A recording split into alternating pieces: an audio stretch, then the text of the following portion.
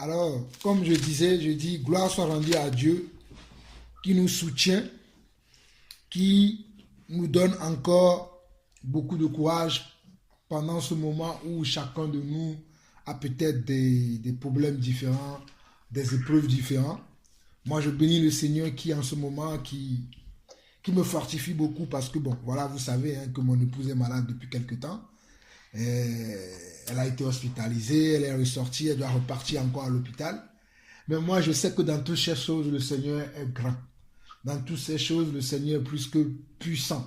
Dans toutes ces choses, le Seigneur mérite encore de recevoir nos louanges, nos hommages, nos salvations.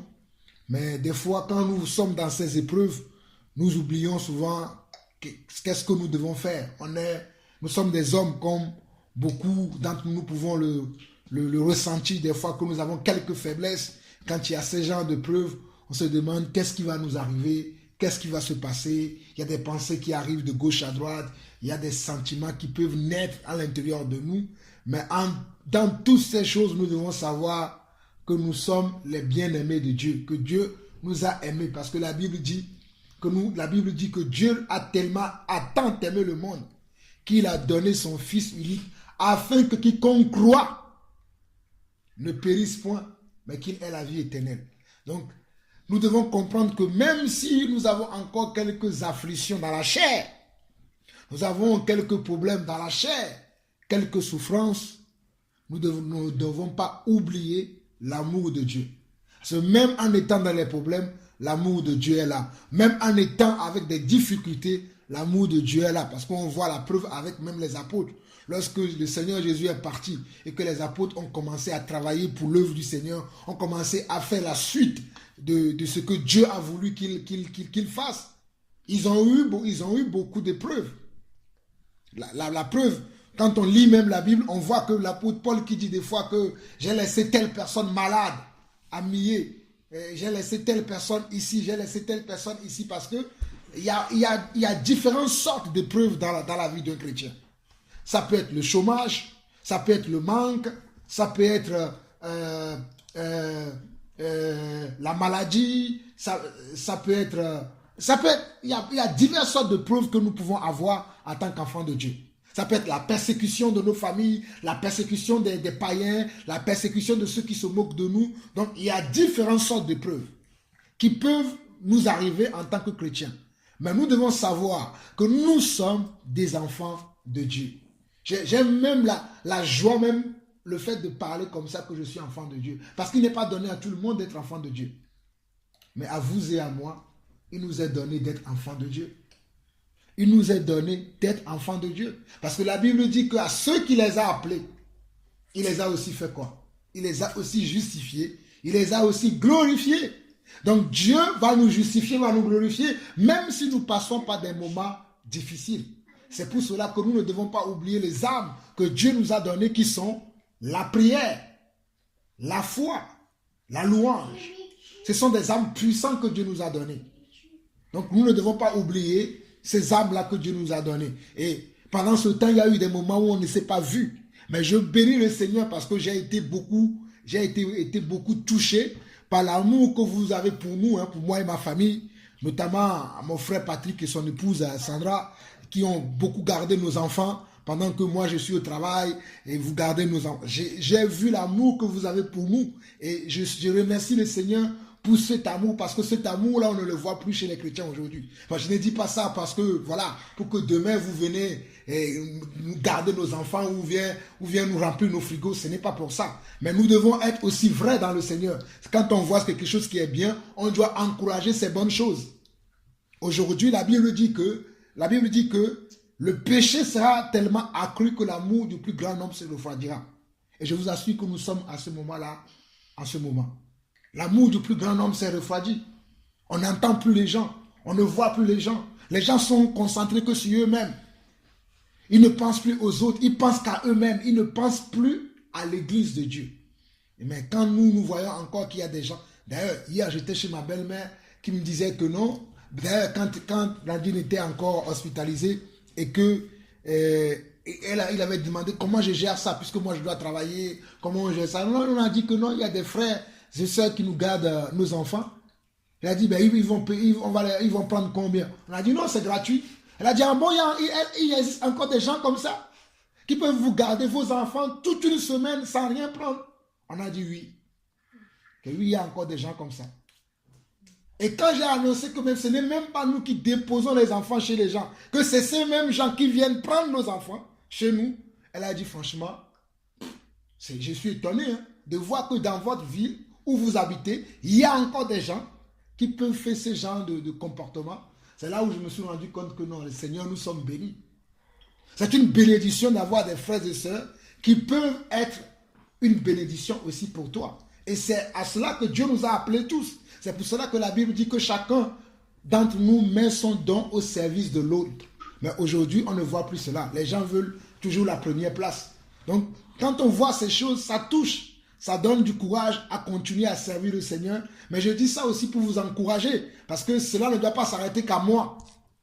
Cela doit s'étendre sur tout le corps de Christ. Parce que nous sommes nombreux. Nous sommes beaucoup d'enfants de Dieu aujourd'hui. Je ne suis pas le seul enfant de Dieu en France. On est nombreux aujourd'hui. Nous devons apprendre à nous connaître. Nous devons apprendre à nous faire confiance les uns les autres. Nous devons apprendre aussi à nous corriger. Parce que l'une des choses qui fait aujourd'hui que les enfants de Dieu ne se rassemblent plus, parce que les enfants de Dieu n'aiment pas la correction. Lorsque tu corriges un frère, lorsque tu corriges une sœur, tu vas devenir son ennemi parce que tu lui dis la vérité. Nous devons aussi aimer. Moi, je bénis le Seigneur parce que je suis quelqu'un, ce sont des choses sur lesquelles je ne dandine pas. On peut bien s'amuser, on peut bien rigoler, mais quand il y a la correction, mes amis, vous me connaissez assez pour ça. Je ne vais pas dire oui, non, parce que bon, oui, ils ont gardé mes enfants, mes amis. Moi, je vais aller tout droit au but. Parce que nous ne sommes pas là pour nous amuser, mais nous sommes là pour faire la volonté de Dieu. Et aujourd'hui, pourquoi les enfants de Dieu sont devenus, ils ne s'aiment plus? Parce qu'ils n'aiment pas la correction. Ils veulent qu'on les laisse dans leur péché.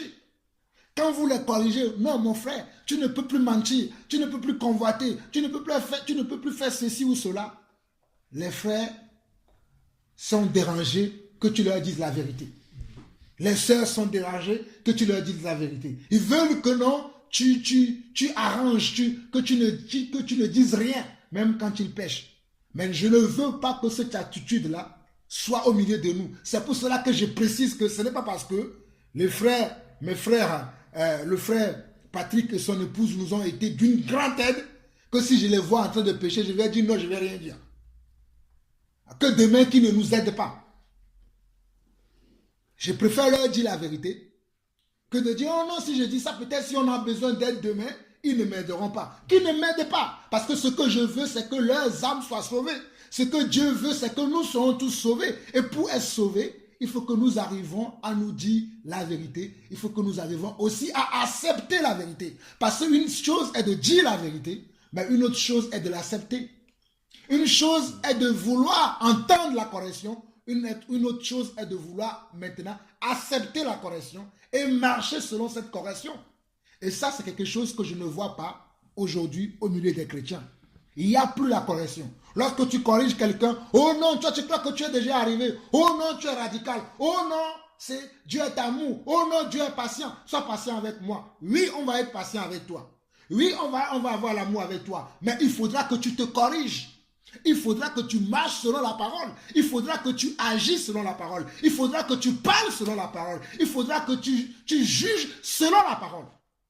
Mais s'il n'y a pas ces choses, mon frère, ma soeur, je suis désolé, je serai comme Dieu. Parce que Dieu est juste, je suis juste.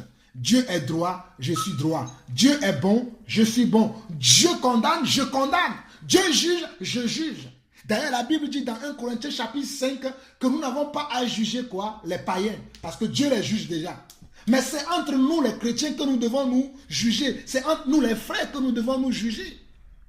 Nous corriger. Nous auto-corriger les uns les autres. Donc je prie que nous puissions avoir ce sentiment, cette attitude, ce caractère. Nous avons parlé la dernière fois du caractère. Soyons des disciples de caractère. Aujourd'hui, il y a tout le monde qui se dit qu'ils sont chrétiens, mais moi je ne vois plus des chrétiens de caractère. Je prie que nous, Église d'Evry et de Coucouronne, que nous soyons des disciples de caractère, que Dieu puisse dire que quand je regarde sur la face de la terre, quand je regarde dans mon église, je peux compter sur Jean-Paul, je peux compter sur Janice, je peux compter sur Kenny, je peux compter sur Patrick, je peux compter sur Pierre, parce que nous sommes des disciples de caractère. Parce que nous sommes des disciples que peu importe ce qui se passe, nous avons le bon caractère. Parce que le bon caractère n'existe plus aujourd'hui. C'est comme si chacun crée sa partie. Oh, moi je suis pour Paul, moi je suis pour Jean-Paul, moi je suis pour un tel, moi je suis pour un tel. Est-ce qu'un tel a été à la croix pour nous? Même si c'est moi qui parle aujourd'hui, ce n'est pas moi qui ai été à la croix pour vous. Mais je reconnais que Dieu m'a fait une grâce de pouvoir partager la parole. Mais cela ne fait pas de moi un homme qui est au-dessus de vous. Mais cela fait de moi quelqu'un qui a juste un rôle à jouer au milieu de nous. Des fois, j'ai beaucoup entendu les frères me dire, oui, tu veux être au-dessus de nous. Non, j'ai un rôle à jouer. Et ce rôle, je le tiens à cœur. Ce n'est pas un rôle que je fais avec légèreté, comme je vois les gens. Mes frères, même dans le monde, quand tu es embauché pour un travail, si tu le fais avec légèreté, qu'est-ce qu'on fait? On te licencie. Mes frères, soyons sérieux. Lorsque tu es embauché dans le monde, on t'embauche à un CDI. Bon, je ne connais pas toutes les lois dans tous les autres pays, mais en France, là où nous sommes, lorsque tu es embauché en CDI, tu as signé un contrat. Tu dois marcher selon ce contrat. Lorsque tu ne marches pas selon ce contrat, ton employeur, il fait quoi? Il va te donner un avertissement, un deuxième avertissement, le troisième, c'est dehors. Prends la porte. Mes frères, c'est la même chose dans le royaume de Dieu. Dieu nous a appelés chacun de nous pour que nous puissions accomplir quelque chose dans son royaume. Dieu nous a appelés pour que nous puissions faire un travail dans son royaume. Donc nous devons prendre ce travail-là à cœur. Bon, quand je parle comme ça, ce n'est pas qu'il y a un problème, hein, mais je vous avertis. Parce que mes frères, je dois tout le temps vous avertir. Mon rôle est d'enseigner, d'avertir, de corriger. Et je suis dans tous les fronts. Donc je dois prendre tout le temps de vous avertir en étant pour vous un modèle. Non seulement dans la parole, mais aussi dans mes actes. Et c'est ça. Et aujourd'hui, il n'y a plus de modèle dans le christianisme. Il n'y a plus de modèle. Tout le monde est pareil. Il n'y a plus de modèle. Alors que lorsqu'il y a un modèle, Jésus était un modèle pour les apôtres. C'est pour ça que les apôtres ont pu accomplir leur mission. Les apôtres eux-mêmes étaient des modèles. C'est pour ça que les gens qui ont marché avec les apôtres, eux aussi sont devenus des modèles. Mais lorsque tu marches avec quelqu'un qui n'est pas un modèle, tu ne seras jamais toi-même un modèle. Je vous dis la vérité. Lorsqu'on ne marche pas avec les gens qui sont des modèles, nous ne pouvons pas être nous-mêmes des modèles. C'est pour cela que nous devons avoir autour de nous des personnes qui sont des modèles. Je ne dis pas que je suis mieux que les autres, mais je suis en train de nous dire, à nous tous, que nous devons faire tout notre possible pour être des modèles, c'est-à-dire des personnes de caractère, des personnes qui ont en eux l'image de Christ, les personnes qui ont en eux les sentiments qui étaient en Christ, les personnes qui ont en eux la volonté de Dieu, pas les personnes qui veulent se servir de Dieu pour avoir un nom. Ne soyons pas des personnes qui veulent se servir de Dieu pour avoir un nom. Moi, je ne veux pas me servir de Dieu pour avoir un nom, mais je veux que Dieu se serve de moi pour accomplir sa volonté. C'est ça, mon but. Mais moi, je ne me sers pas de Dieu. Mais quand je vois les gens aujourd'hui, beaucoup de gens se servent de Dieu pour pouvoir avoir un nom, ou pour pouvoir avoir leur bâtiment, pour pouvoir avoir... Je ne sais pas ce qu'ils veulent. Mais moi, ce que je veux, c'est que Dieu puisse se servir de moi. Si Dieu a pu utiliser un âne, si Dieu peut utiliser même les arbres, les animaux, Dieu peut aussi nous utiliser. Parce que la Bible dit, Jésus lui-même dira que la nature même ne vous enseigne-t-elle pas? Ça veut dire que Dieu utilise la nature pour nous enseigner. Si Dieu peut utiliser la nature pour nous enseigner, moi je veux être quelqu'un que Dieu puisse utiliser. Et je prie pour que vous et moi, nous soyons des hommes et des femmes que Dieu va utiliser pour changer nos familles, pour changer la vie de ceux qui nous entourent. Parce que l'église commence déjà dans notre maison, pour changer la vie de nos enfants, de nos frères et sœurs, nos cousins, nos cousines. Certes, nous ne pouvons pas changer tout le monde, parce que Jésus n'a pas pu changer toute sa famille lorsqu'il était vivant.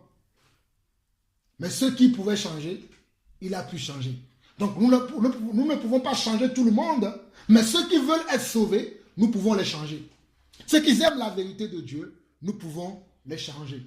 Mon introduction a été très longue, mais croyez-moi, je suis dans la joie de l'amour qu'il y a au milieu de nous,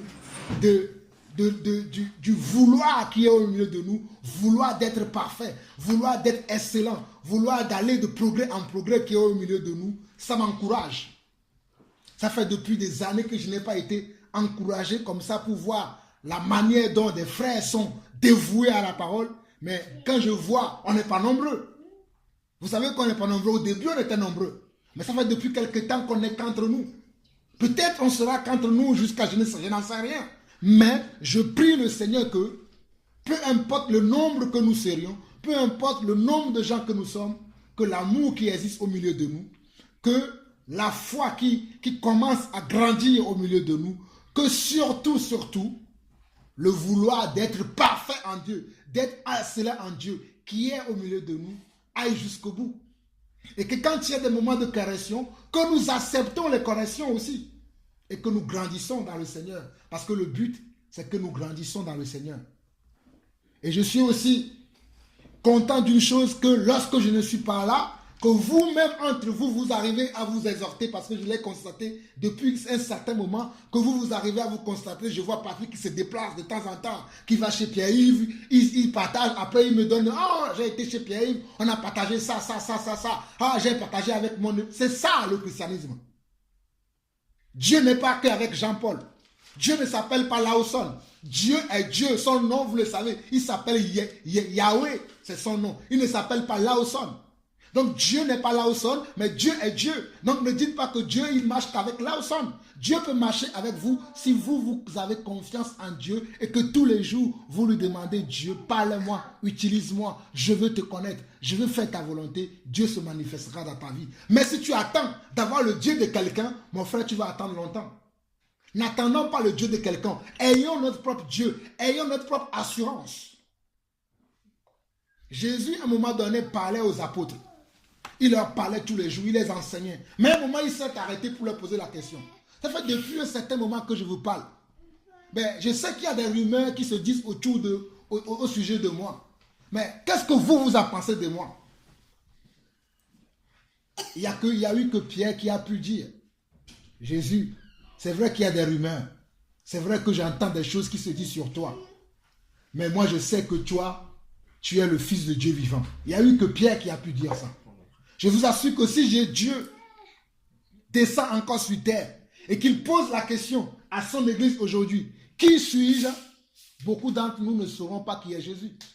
Parce qu'en voyant les guerres qui existent aujourd'hui, d'aucuns pensent que Jésus est Dieu, le Père. D'autres pensent qu'il n'est pas Dieu le Père.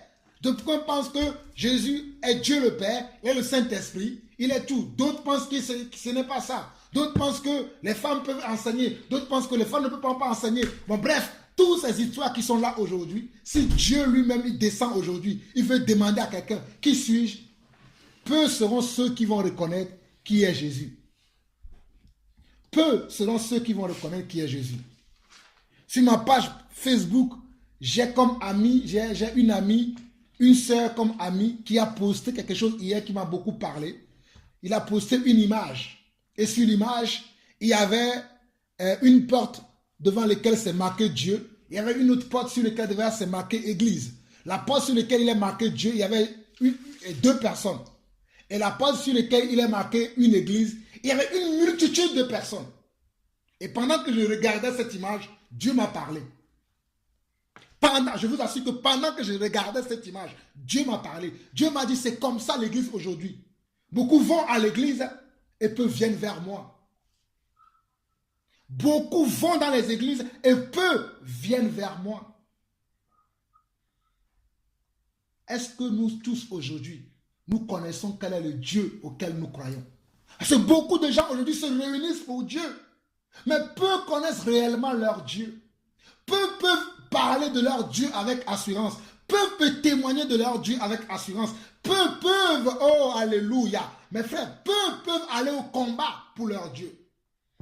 Mais tous, ils sont remplis dans les stades, dans les grands lieux, dans des grandes maisons, se disant qu'ils sont des chrétiens. Même pour nous qui croyons aujourd'hui que parce que nous prions dans les maisons que nous sommes de Dieu, cela ne sert à rien de prier, que ce soit dans les maisons, dans les bâtiments. Ce n'est pas ça le problème. C'est quel est ton Dieu?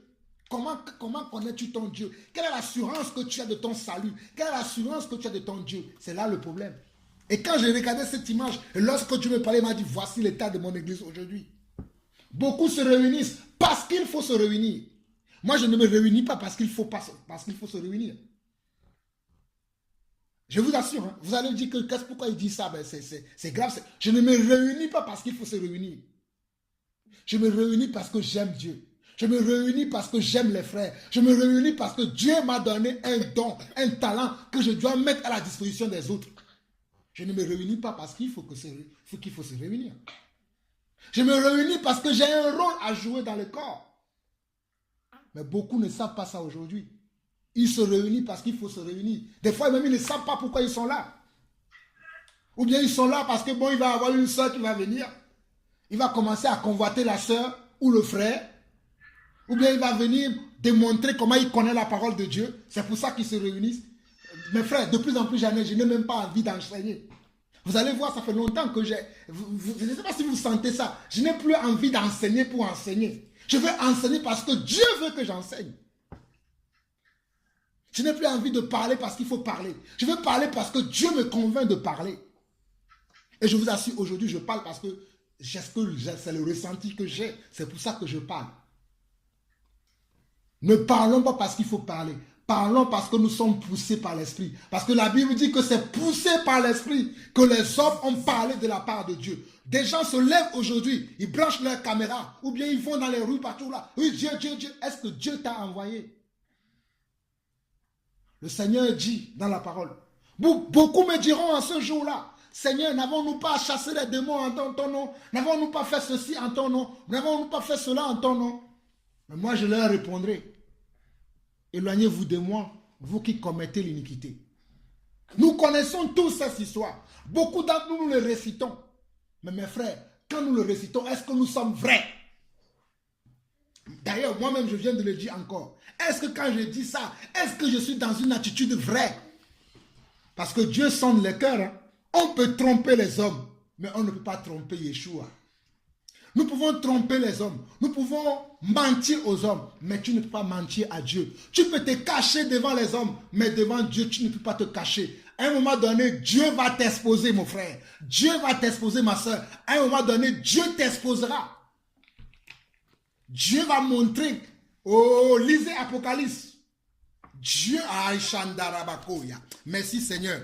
Lisons je n'ai pas prévu de parler comme ça, mais l'Esprit me conduit. Je suis l'Esprit. Lisons Apocalypse. Lisons quelques passages en Apocalypse. Oh, merci Seigneur.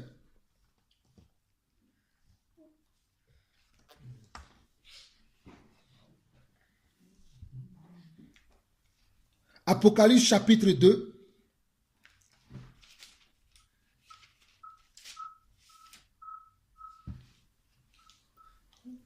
À partir du verset 8. Il dit, écrit à l'ange de l'église de Smyrne.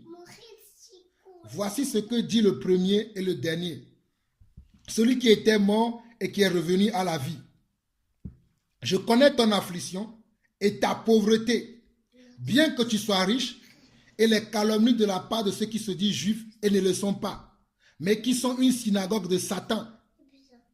Mes frères, regardez, hein, verset 9, il dit quoi? Je connais ton affliction et ta pauvreté, bien que tu sois riche. Les gens pensent qu'ils sont riches aujourd'hui. Ils pensent qu'ils connaissent Dieu aujourd'hui alors qu'ils ne le connaissent pas. Parce que le mot, bien que tu sois riche aujourd'hui, il y a des gens qui pensent qu'ils ont la connaissance de Dieu. Mais Dieu a multifacettes, mes frères. Dieu, tu ne peux pas le contenir dans ta petit cerveau parce que Dieu est immensement grand. L'apôtre Paul va dire dans 1 Corinthiens chapitre 14, et chapitre 13 plutôt, que nous connaissons en partie. Mais quand je vois certaines personnes aujourd'hui se lever, pensant qu'ils connaissent tout de Dieu, c'est-à-dire ce qu'eux ils pensent, c'est ça la vérité absolue. Quelqu'un d'autre ne peut pas penser autre chose qu'eux. bien qu'il faut que tout ce que nous croyons soit coordonné par le Saint-Esprit, soit inspiré par le Saint-Esprit, tu ne peux pas prétendre que tu connais Dieu plus que quelqu'un. Que toi, tu as toute la connaissance de Dieu, parce que nous connaissons Dieu en partie. Dieu a donné une partie de sa personnalité à Pierre, une partie de sa personnalité à Jean, une partie de sa personnalité à Paul. Et ensemble, on forme quoi? On forme son église où lui-même il est la tête. Regardez cette personne. La Bible dit que je connais ton affliction. Je suis bien à Apocalypse 2, verset 9. Je connais ton affliction et ta pauvreté, bien que tu sois riche. Et beaucoup d'entre nous, quand je parle d'ici, je ne parle pas des richesses matérielles. Je parle de la pauvreté de l'esprit. Je parle de la pauvreté de l'âme. Je parle de la pauvreté de la connaissance. Je parle de la pauvreté spirituelle. Beaucoup d'entre nous sommes pauvres spirituellement et nous pensons que nous sommes riches. Mes frères, qu'est-ce que je suis pauvre? Qu'est-ce que je me vois encore un bébé qui ne connaît rien de Dieu? Parce que Dieu est immensément grand. Quand je pense que j'ai saisi, c'est alors que Dieu me montre que tu n'as encore rien saisi. J'aimerais que vous puissiez comprendre, réfléchir pour connaître ce Dieu. Dieu, ce n'est pas que Matthieu. Dieu, ce n'est pas que Marc. Ce n'est pas que Luc. Dieu est grand. Ce n'est pas qu'Apocalypse. La Bible dit d'ailleurs que si on pouvait écrire tout ce que Dieu a fait, cette Bible-là ne peut pas la contenir. Donc c'est pour cela que ne dites pas la parole dit, la parole dit. Qu'est-ce que l'Esprit dit en ce moment? L'Esprit de Dieu parle tous les jours, mais nous nous étourdissons. L'Esprit de Dieu agit. Et l'Esprit de Dieu va frapper des hommes et des femmes pendant ce temps parce que les gens blasphèment le nom de Dieu. Dieu va... Oh mes frères, je vous assure, si nous ne faisons pas attention, si nous ne travaillons pas dans notre caractère, si nous ne travaillons pas dans notre vie, je vous assure que Dieu va frapper des gens. Parce que Dieu en a marre de voir comment son nom est blasphémé à cause de nous, qui se disons que nous connaissons Dieu, alors que nous sommes pauvres, nous ne le connaissons pas. Et les calomnies de la part de ceux qui se disent juifs et ne le sont pas. Se dire juif veut dire se dire enfant de Dieu. Parce que nous sommes juifs, par quoi? Par adoption. Mais veut dire juif veut dire enfant de Dieu. Ce n'est pas moi qui invente. Hein. Il dit, et ceux qui se disent juifs et qui ne le sont pas. Mais qui sont quoi? Une synagogue de Satan. Ça veut dire que quand Dieu te dit que tu es une synagogue de Satan, on pense toujours que c'est les églises. Mes frères, que Dieu renouvelle votre esprit. L'église, c'est toi, c'est ta personnalité. Si tu penses que c'est une église, un bâtiment quelque part, mon frère, tu n'as pas compris l'évangile de Christ. Parce que l'église, c'est toi. Si tu penses que quand souvent les gens ils prennent ça, ils attribuent ça à l'église. Oui, c'est vrai. Ça peut concerner une église, mais ça peut aussi te concerner toi parce que tu as une église ambulante du Seigneur. Lorsque tu es dans ton lieu de travail, quel est ton comportement? Quelle est ton attitude? Lorsque tu es sur ton chantier, lorsque tu es dans ta maison, tu es avec tes enfants, ton épouse, ta famille, tu es avec ton conjoint, comment est-ce que tu te comportes? Et surtout, lorsque un frère vient te reprendre, comment est-ce que tu te comportes? Lorsqu'une soeur veut te parler, comment est-ce que tu te comportes? Lorsqu'un frère veut te parler, comment est-ce que tu te comportes? C'est là où on saura si tu es vraiment un véritable enfant de Dieu. Si tu ne te trompes pas. Comme ceux-là qui se trompaient, qui disent que là, ils sont riches dans le Seigneur. Ils ont la connaissance, Dieu les a remplis de connaissances. Ils donnent des leçons à tout le monde, mais eux, ils ne veulent jamais recevoir des leçons des autres. Eux, ils peuvent donner des leçons, eux, ils peuvent se permettre, parce qu'eux, ils ont bac plus 10 dans le Seigneur. Ils peuvent donner toutes les leçons qu'ils veulent, mais ils ne veulent pas écouter les leçons des autres. Mes frères, qu'est-ce que j'aimerais bien un jour m'asseoir pendant des mois et des mois, vous écouter parler sans avoir à intervenir. Un jour, vous comprendrez. Quand je dis souvent qu'enseigner, c'est quelque chose de très difficile, c'est le travail le plus difficile sur la face de la terre.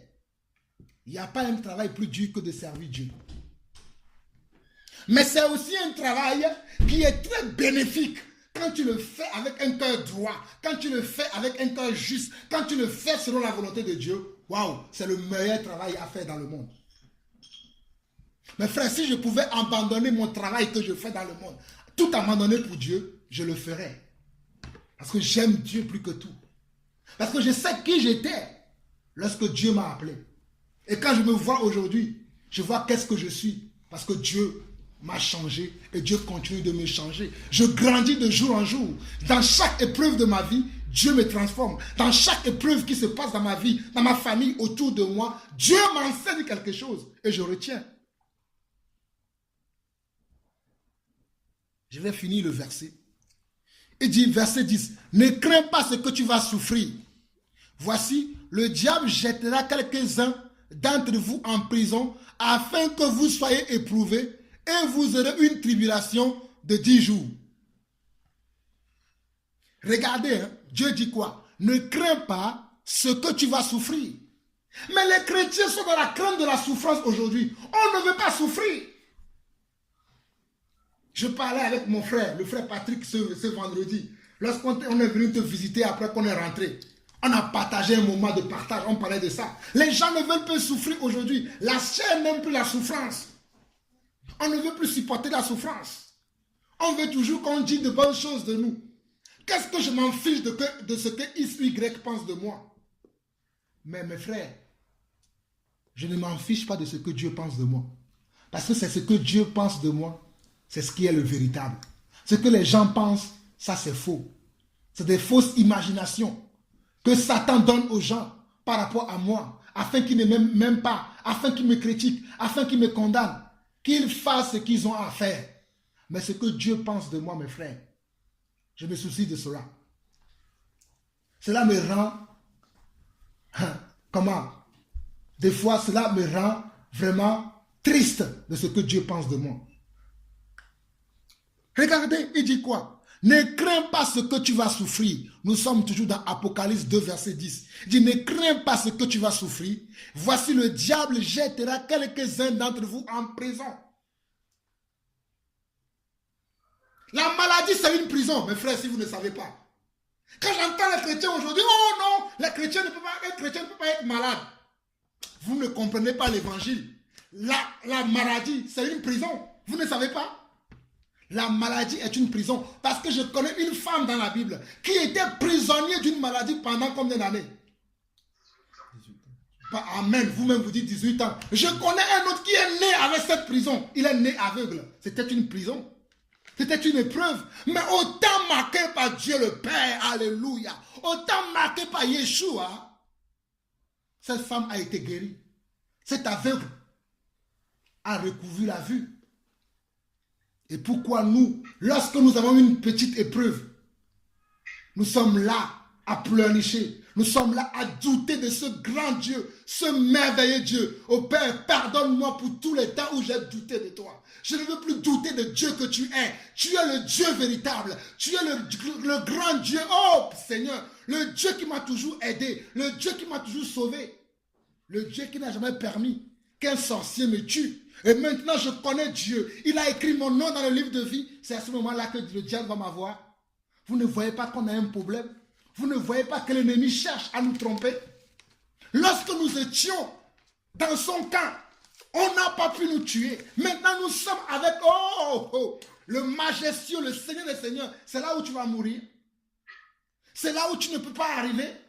C'est là où tu ne peux pas. Mon frère, nous arriverons. Moi, j'arriverai à bon port.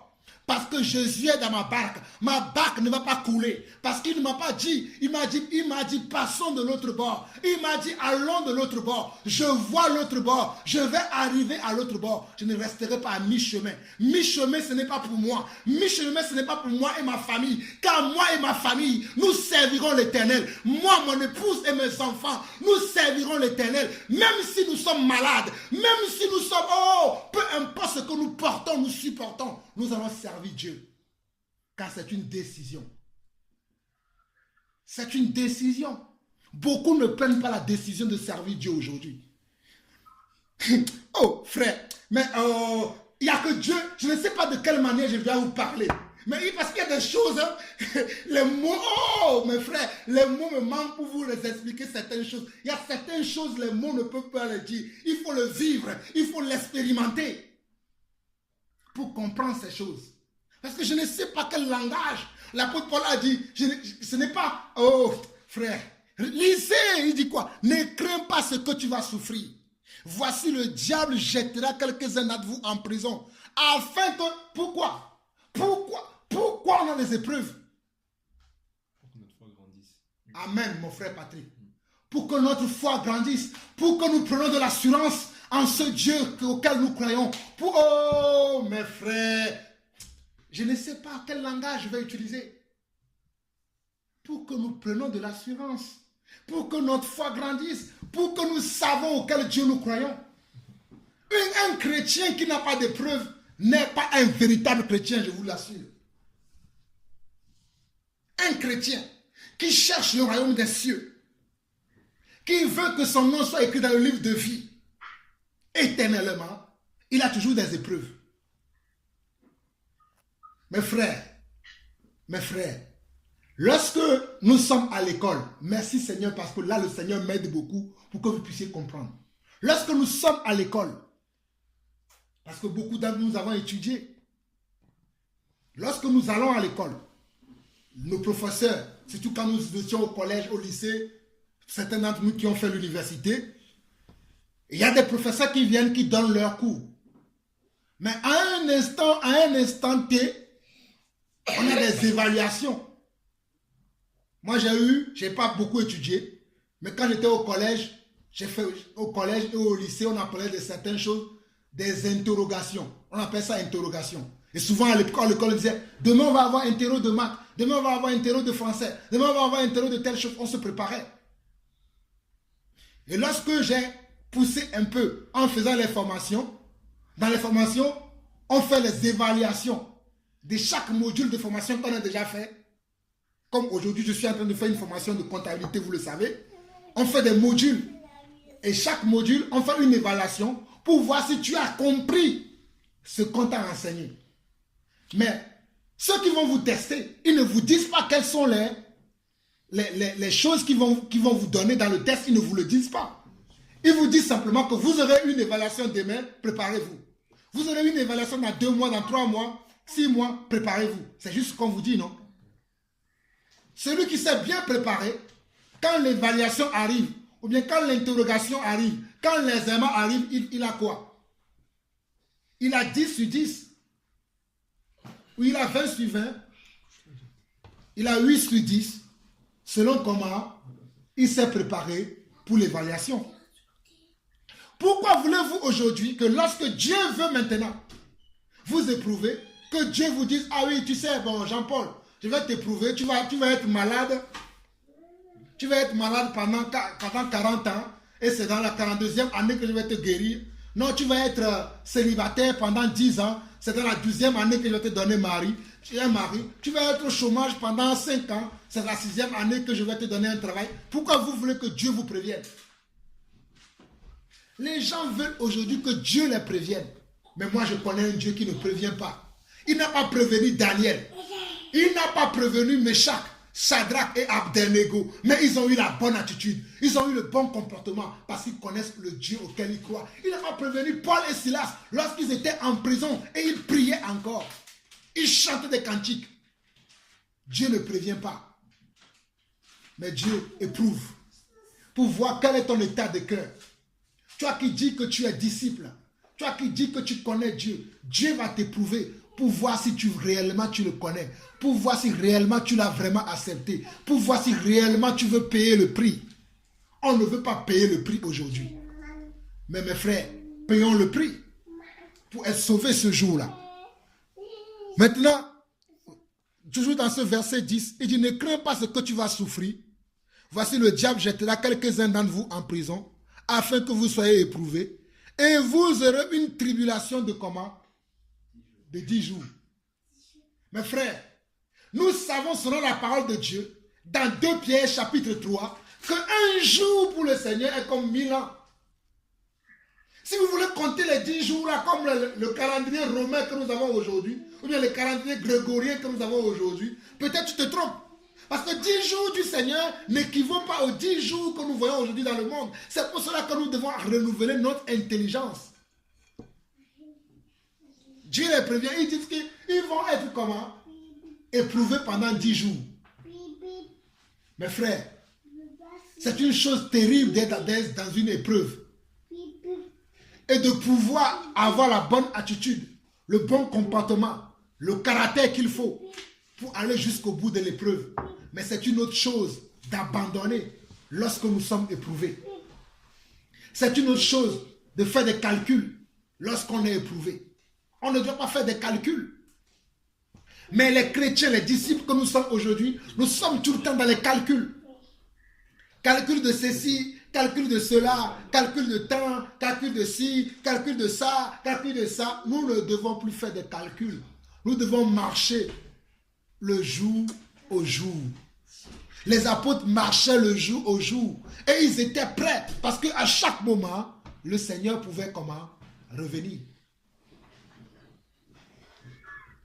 Je nous en prie. Travaillons comme les apôtres.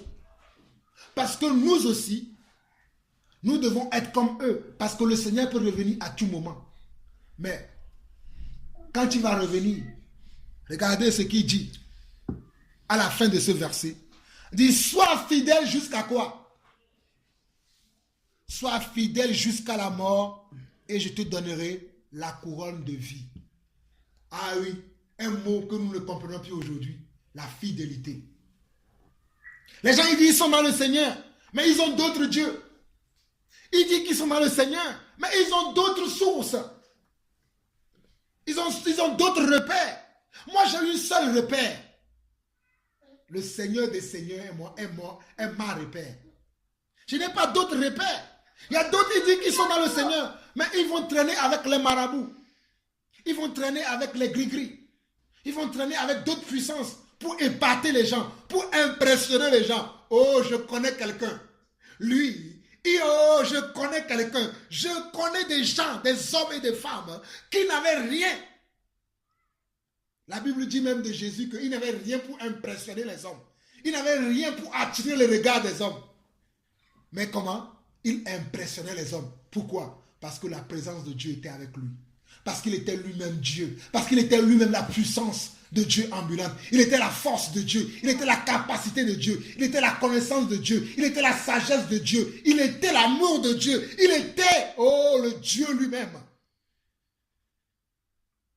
Quand je vois les gens aujourd'hui, ils vont aller de gauche à droite, s'embobiner des choses qu'il ne faut pas, pour impressionner des gens. Mon frère, ma soeur, tu vas impressionner des gens, mais ça ne va pas durer. Ce qui n'est pas de Dieu ne dure pas. Ce qui est de Dieu, ça dure. Ben oui, l'apôtre Paul le dit, il dit, car nous ne voyons pas les choses comment? Les choses visibles qui sont passagères, mais nous voyons les choses qui sont invisibles, mais qui sont comment? Éternelles. Les gens ils disent qu'ils sont de Dieu aujourd'hui, mais ils ne sont pas fidèles. Ils ne sont pas fidèles à leur conjoint. Ils ne sont pas fidèles à leur famille. Ils ne sont même pas fidèles à leurs enfants. Ils ont d'autres enfants partout. Ils ne sont pas fidèles dans le Seigneur. C'est leur travail qui est devenu leur Dieu. C'est leur conjoint qui est devenu leur Dieu.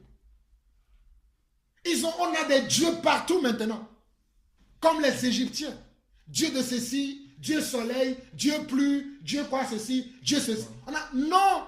Revenons sur terre. Ayons un seul Dieu, un seul Seigneur. La Bible dit que pour nous qui croyons, nous savons que nous avons un seul Dieu pour Père. Nous avons pour Père un seul Dieu. Celui qui nous a appelés des ténèbres à son agréable lumière. Mes frères, que celui qui a des oreilles entende ce que l'Esprit dit aux églises. Je finirai par là. Allons dans Philippiens. Je ne vais pas beaucoup parler. Mon exhortation tire à sa fin, selon que l'Esprit m'a conduit. Réveillons-nous. Il est temps de se réveiller. Les chrétiens que nous sommes aujourd'hui, nous devons nous réveiller. Allons dans Philippiens chapitre 1.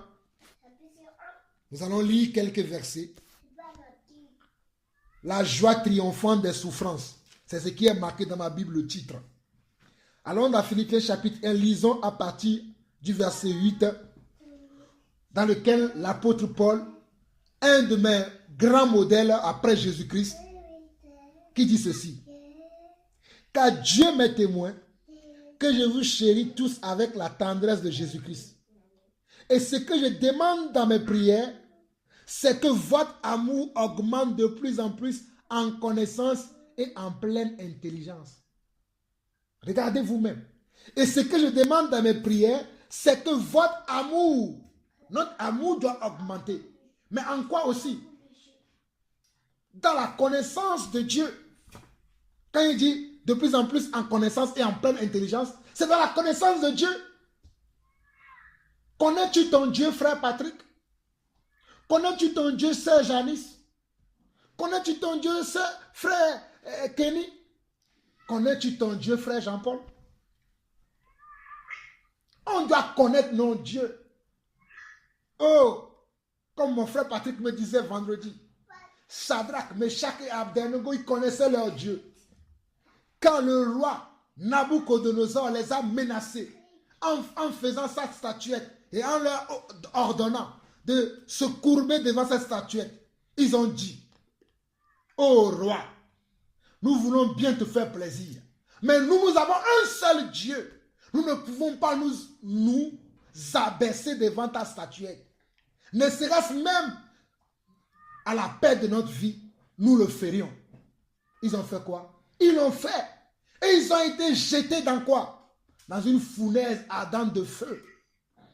Mais gloire soit toujours rendue à notre Dieu, qui nous fait toujours triompher, qui est venu, qui a intervenu. C'est lui la 4e personne qu'on voyait dans la fournaise de feu. Mais quelquefois, Dieu ne vient pas, mon frère. Oh, mes frères, c'est ça aussi. N'attendez pas que des fois, Dieu va venir. Dieu n'est pas venu lorsqu'on a crucifié Jésus. Oui, parce que des fois, nous disons, oui, peut-être, oui, il va venir. Donc, on a un espoir qu'il va venir. Oh, mon frère, je veux que tu saches aujourd'hui qu'un jour, Dieu ne viendra pas. Il va te laisser tuer. Lorsqu'on lapidait Étienne, Dieu était-il venu? Lorsqu'on a poignardé avec un fourreau le ventre de Jacques, Dieu est-il descendu du ciel? Ah, vous n'avez pas encore lu la Bible, hein? Mes frères, vous ne connaissez pas encore là. Vous voulez que quand vous êtes dans une situation, c'est comme les films qu'on voit aujourd'hui. À la fin, les héros gagnent toujours. Mes amis, dans la Bible, les héros perdent leur vie. Moi, je suis prêt à perdre ma vie. Ce n'est pas un film. Dieu n'est pas comment il s'appelle. Dieu n'est pas Spielberg. Je ne sais pas comment il s'appelle ces grands cinéastes aujourd'hui là. Steven Spielberg ou je ne sais pas quoi là. Dieu n'est pas ces gens-là. Dieu ne sauve pas toujours le héros. Hein. Notez ça aujourd'hui dans vos Bibles que Dieu ne sauve pas toujours le héros. Dieu laisse des fois le héros mourir. Parce que Dieu a un second plan. Bah oui, nous on veut toujours voir le héros. Mon frère, toi qui attends le mariage, peut-être tu ne te marieras jamais. Toi qui attends d'avoir un enfant, peut-être tu n'auras jamais un enfant. Toi qui veux avoir un travail, peut-être tu n'auras jamais un travail. Toi qui veux être connu, peut-être tu ne seras jamais connu. Accepte cela. Parce que les héros de Dieu, ils vivent selon le programme de Dieu. Ils ne vivent pas selon le programme des hommes ou selon leur propre imagination. Mes frères, je vais vous raconter un petit témoignage. Un jour, Dieu m'avait enseigné. Parce que lorsque je pensais que j'avais de la foi, j'avais toujours des imaginations. Parce que quand je lis la Bible, je vois que les hommes, des fois, leur fin se finit toujours par une histoire où Dieu intervenait toujours. Et Dieu m'a dit que non, Jean-Paul, tu as une imagination de ce que tu as lu. Mais moi, je n'agis pas selon les imaginations. J'agis toujours selon ma volonté. Et ma volonté, des fois, n'est pas toujours ce que tu lis. Ma volonté peut des fois être contraire à ce que toi, tu as lu. J'ai dit, comment cela peut-il se faire? C'est là où Dieu m'a montré des passages dans la Bible. Il me dit, mais regarde l'histoire d'Étienne. Donc, je pouvais descendre du ciel pour bloquer la route à tous ces gens, pour qu'on ne tue pas Étienne. Mais je l'ai laissé mourir. Regarde même Jésus, je l'ai laissé mourir à la croix. Regarde Jacques. Regarde, quand j'ai vu toutes ces histoires, j'ai dit, ah. Et c'est là où il m'a dit, quelquefois, je laisse les choses aller jusqu'au pire, du pire même.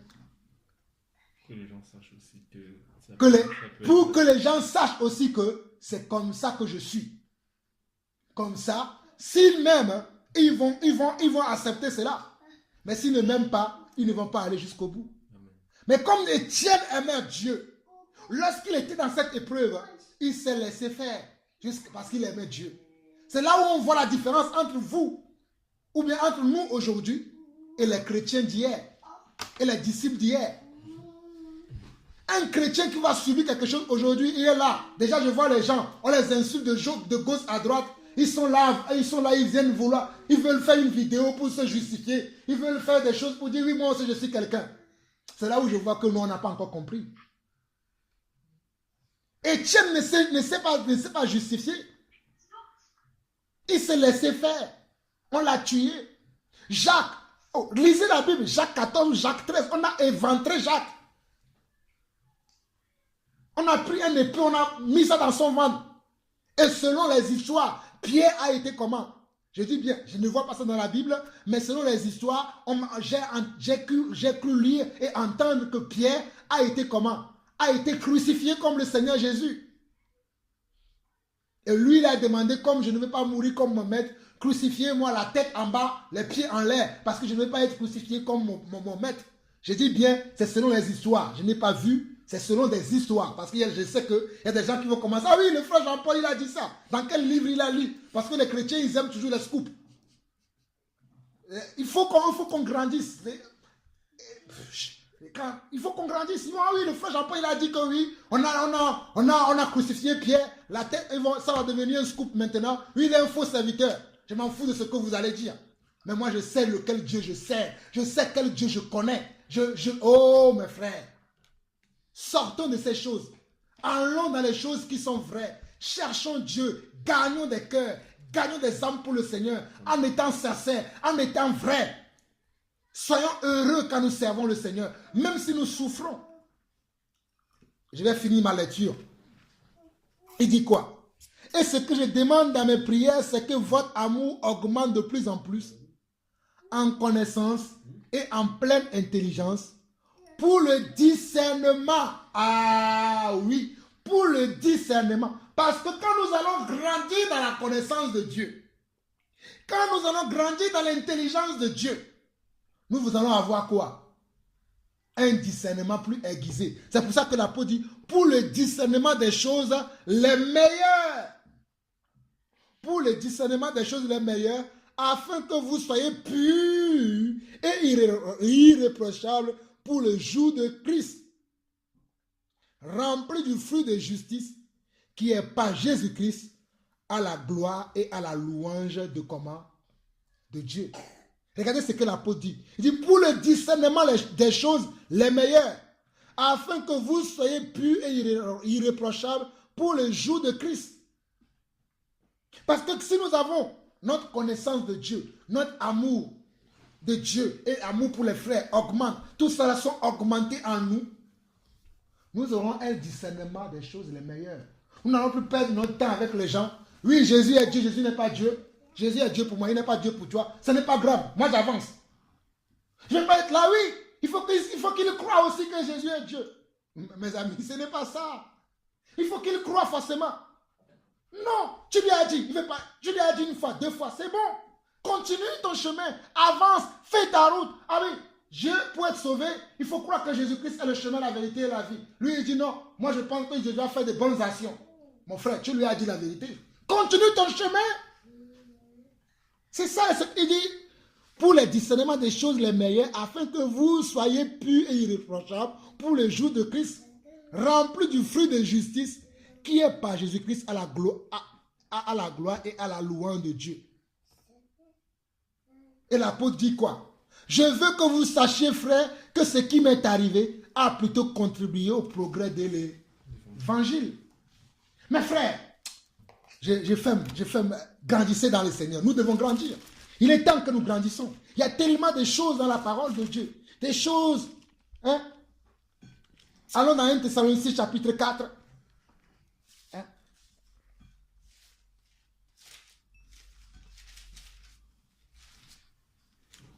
C'est des choses qu'on a déjà lues, c'est des petits rappels.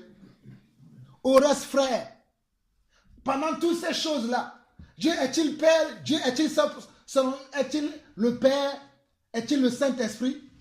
Ah oui, je dois m'abstenir de la convoitise, du péché, tout ça. Dans toutes ces choses. Au reste, maintenant, qu'est-ce que la Bible dit? Il dit, puisque vous avez appris de nous comment vous devez vous conduire en corps caractère. Dans la conduite, on a quoi? On a le caractère. Comment vous devez vous conduire et plaire à Dieu. Et c'est là ce que vous faites.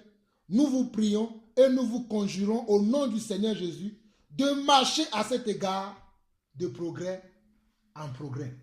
Je ne vais pas aller plus loin ici. Le reste, je vous laisse vous-même le lire. Une des choses que je vois chez les chrétiens aujourd'hui, ils n'aiment plus le progrès. Ils sont arrivés à un certain niveau. Pour eux, ils sont déjà arrivés. Ils sont déjà assis à la droite du Père. Donc pour eux, c'est bon. Ils n'ont plus besoin de faire du progrès. Mais la Bible dit que nous devons faire du progrès. De progrès en progrès. Nous devons marcher d'excellence en excellence. De connaissance en connaissance. D'intelligence en intelligence. De foi en foi. Dans toutes choses que nous faisons. Dans toute activité. Dans chaque chose que nous faisons pour Dieu. Il doit y avoir quoi? Du progrès. La manière dont je parle aujourd'hui. Il y a 2 ans, je ne parlais pas comme ça. L'assurance que j'ai aujourd'hui. Il y a 2 ans, je n'avais pas cette assurance. C'est pour ça qu'aujourd'hui, je ne suis pas là sur tous les fronts. Avec ceux qui ne se connaissent pas eux-mêmes, ils sont sur tous les fronts. Moi, je dors tranquille parce que je sais qu'ils combattent pour moi. Je n'ai pas besoin d'être sur tous les fronts. J'ai besoin juste de me consacrer à ce à quoi il m'a appelé. C'est bon. Le reste, Dieu s'en charge. Mais si tu veux être partout, tu n'es pas Dieu. Il n'y a que Dieu qui peut être partout. Il n'y a que lui qui peut être partout. Mais nous voulons être partout. Non. Laisse Dieu être Dieu. Sois simplement un serviteur ou une servante de l'Éternel. Quand tu veux être maintenant Dieu, ton propre Dieu, c'est là où tu vas tomber. Pour finir, 2 Timothée chapitre 4. Le chapitre que nous avons partagé le vendredi. Je vais finir par là. C'est selon que le Seigneur m'a conduit. Ah, le Seigneur est bon, hein? Mais oui, le Seigneur est bon. Mais oui, le Seigneur est bon. Il a fait pour nous des merveilles. Mais oui, le Seigneur est bon. Mais oui, le Seigneur est bon. Il a fait pour nous de la joie. Oh oui, le Seigneur est bon. Oh oui, le Seigneur est bon. Je veux lui chanter mon amour. Mais oui, le Seigneur est bon. Mais oui, le Seigneur est bon. Il a fait pour nous des merveilles. Mais oui, le Seigneur est bon. Mais oui, le Seigneur est bon. Je veux lui chanter mon amour. Mais oui, le Seigneur est grand. Mais oui, le Seigneur est grand. Je veux lui chanter mon amour. Oui, mes frères, le Seigneur est bon, il est grand. On doit lui chanter tous les jours notre amour. Même si tu es sur un lit d'hôpital, c'est une épreuve. C'est une épreuve qui ne t'amènera, même si cette épreuve te mène à la mort, ça veut dire que c'est ta destinée. C'est ce que Dieu a prévu pour toi. Oh mes frères, grandissons dans le Seigneur. Donc,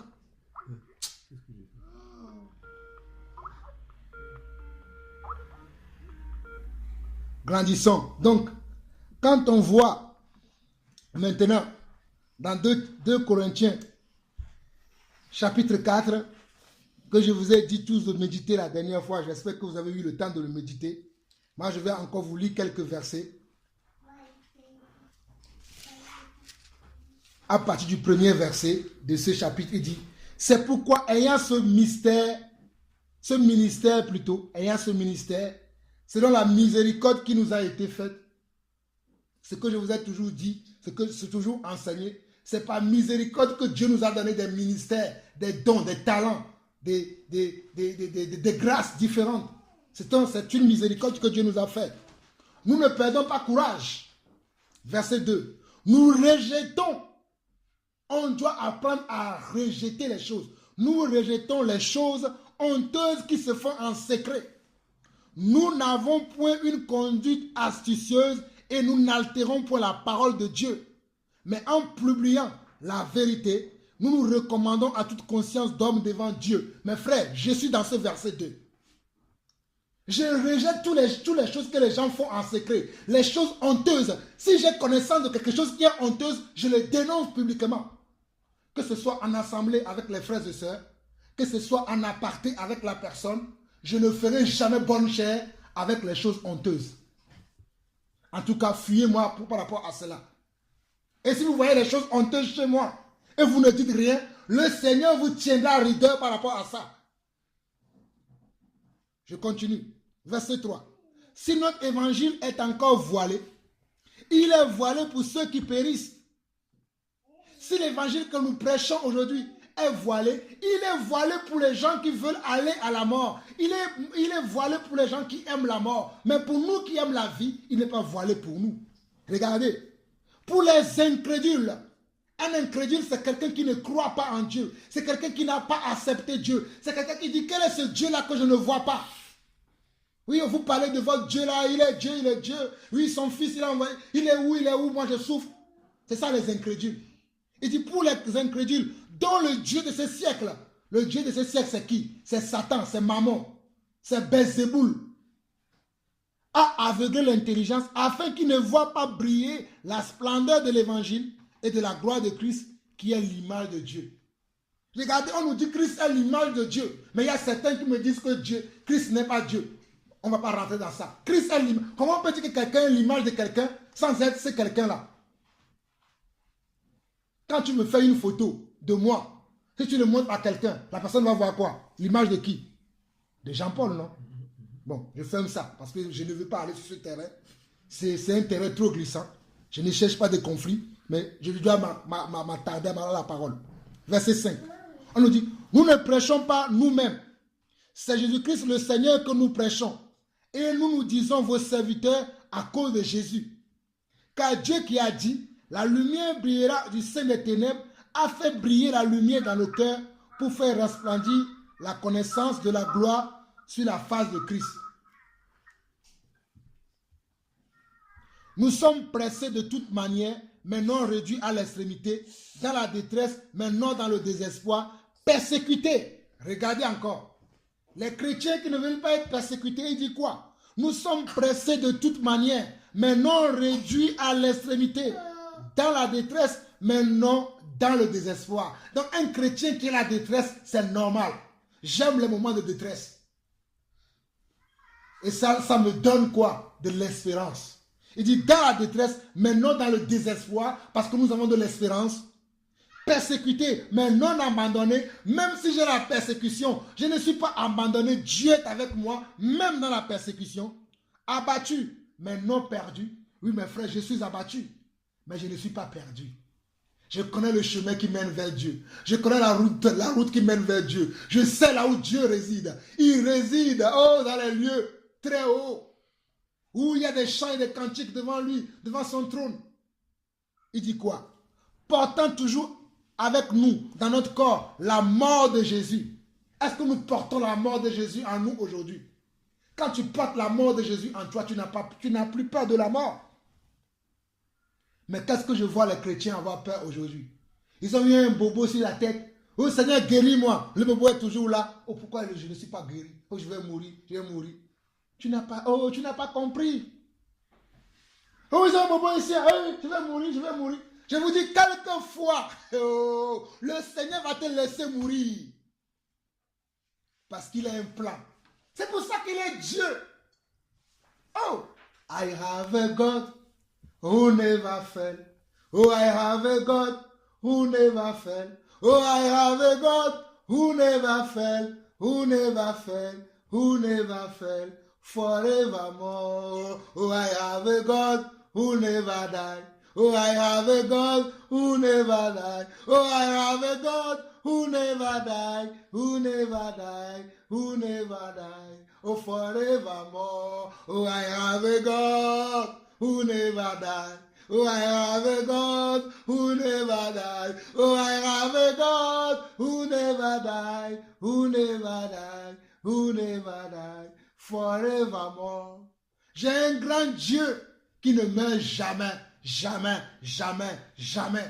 Comme je l'avais dit, oh, il ne m'a jamais, jamais, jamais abandonné. Oh Jésus-Christ, il ne m'a jamais, jamais, jamais laissé tomber. Mon grand Dieu, il ne m'a jamais, jamais, jamais oublié. Yeshua. Quelqu'un me dira, mais tu chantes ça, mais tu as dit tout à l'heure que quelquefois où il oublie. Parce que je sais que même quand je suis dans l'oubli, pour Dieu, je ne suis pas oublié. Pour les hommes, je suis oublié. Mais pour lui, je suis dans son programme. Je suis en... Oh, Yandama Hosika. Il faut avoir les yeux de Dieu pour voir, les oreilles de Dieu pour percevoir les choses de Dieu. Même si pour les hommes, je suis oublié. Ah, Jean-Paul est mort. On a prié. Il n'est pas ressuscité. Vous pleurez. Moi, je sais, je vais rire. Je dis, Père, regarde-les.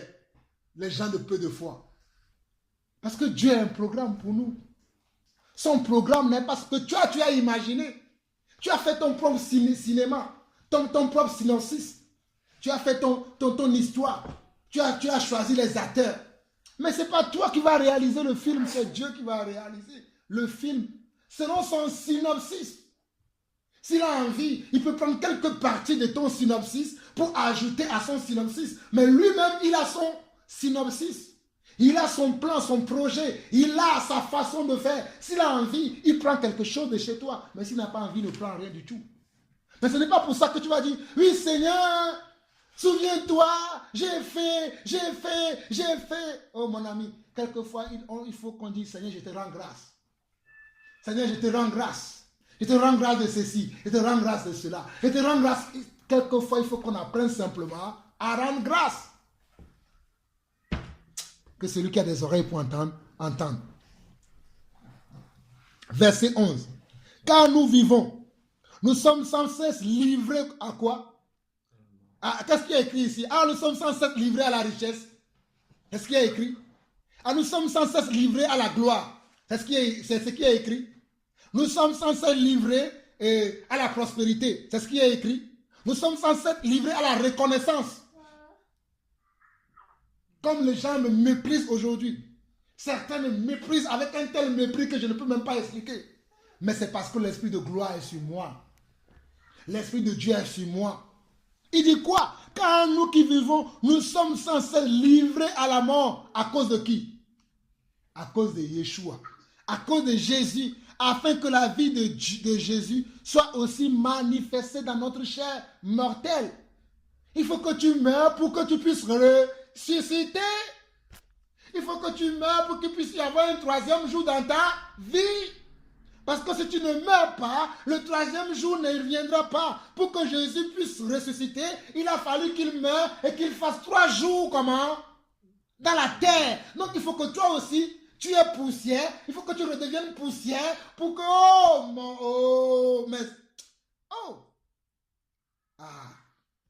afin que la vie de Dieu soit aussi manifestée dans nos chairs mortelles. Ainsi la mort agit en nous et la vie agit en vous. Nous qui prêchons l'évangile, il y a la mort qui agit en nous en tout temps. Mais pour les gens qui reçoivent et qui acceptent vraiment la vérité, la vie de Dieu agit en eux. Et quand nous avons le même esprit de foi qui est exprimé dans cette parole de l'Écriture, j'ai cru, c'est pourquoi j'ai parlé. Nous aussi, nous croyons et c'est pour cela que nous parlons.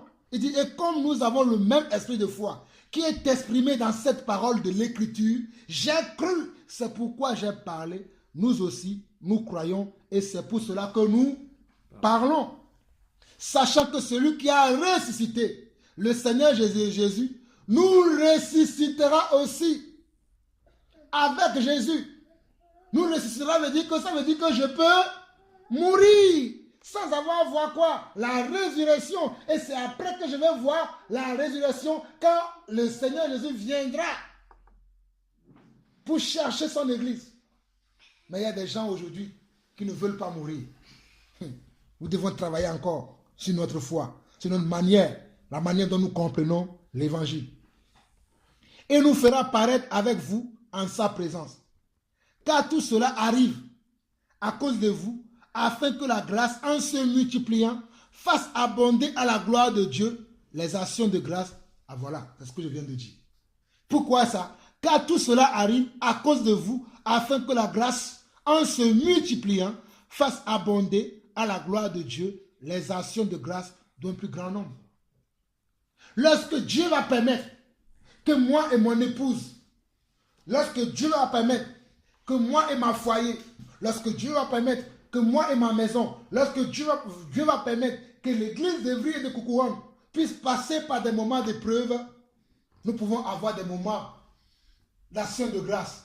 Père, nous te rendons grâce parce que tu nous as gardés, tu nous as sauvés, tu nous donnes à manger et à boire, tu nous donnes, parce que nous pouvons. Ou si nous ne le faisons pas, d'autres frères qui nous connaissent, d'autres frères qui sont à côté de nous, ils peuvent donner des actions de grâce à Dieu. À cause de quoi? À cause de nos moments d'épreuve.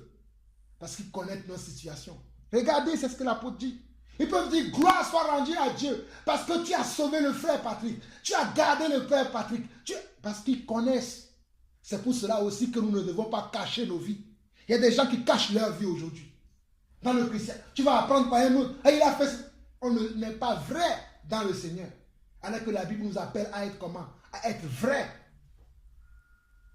Je continue. Verset 16.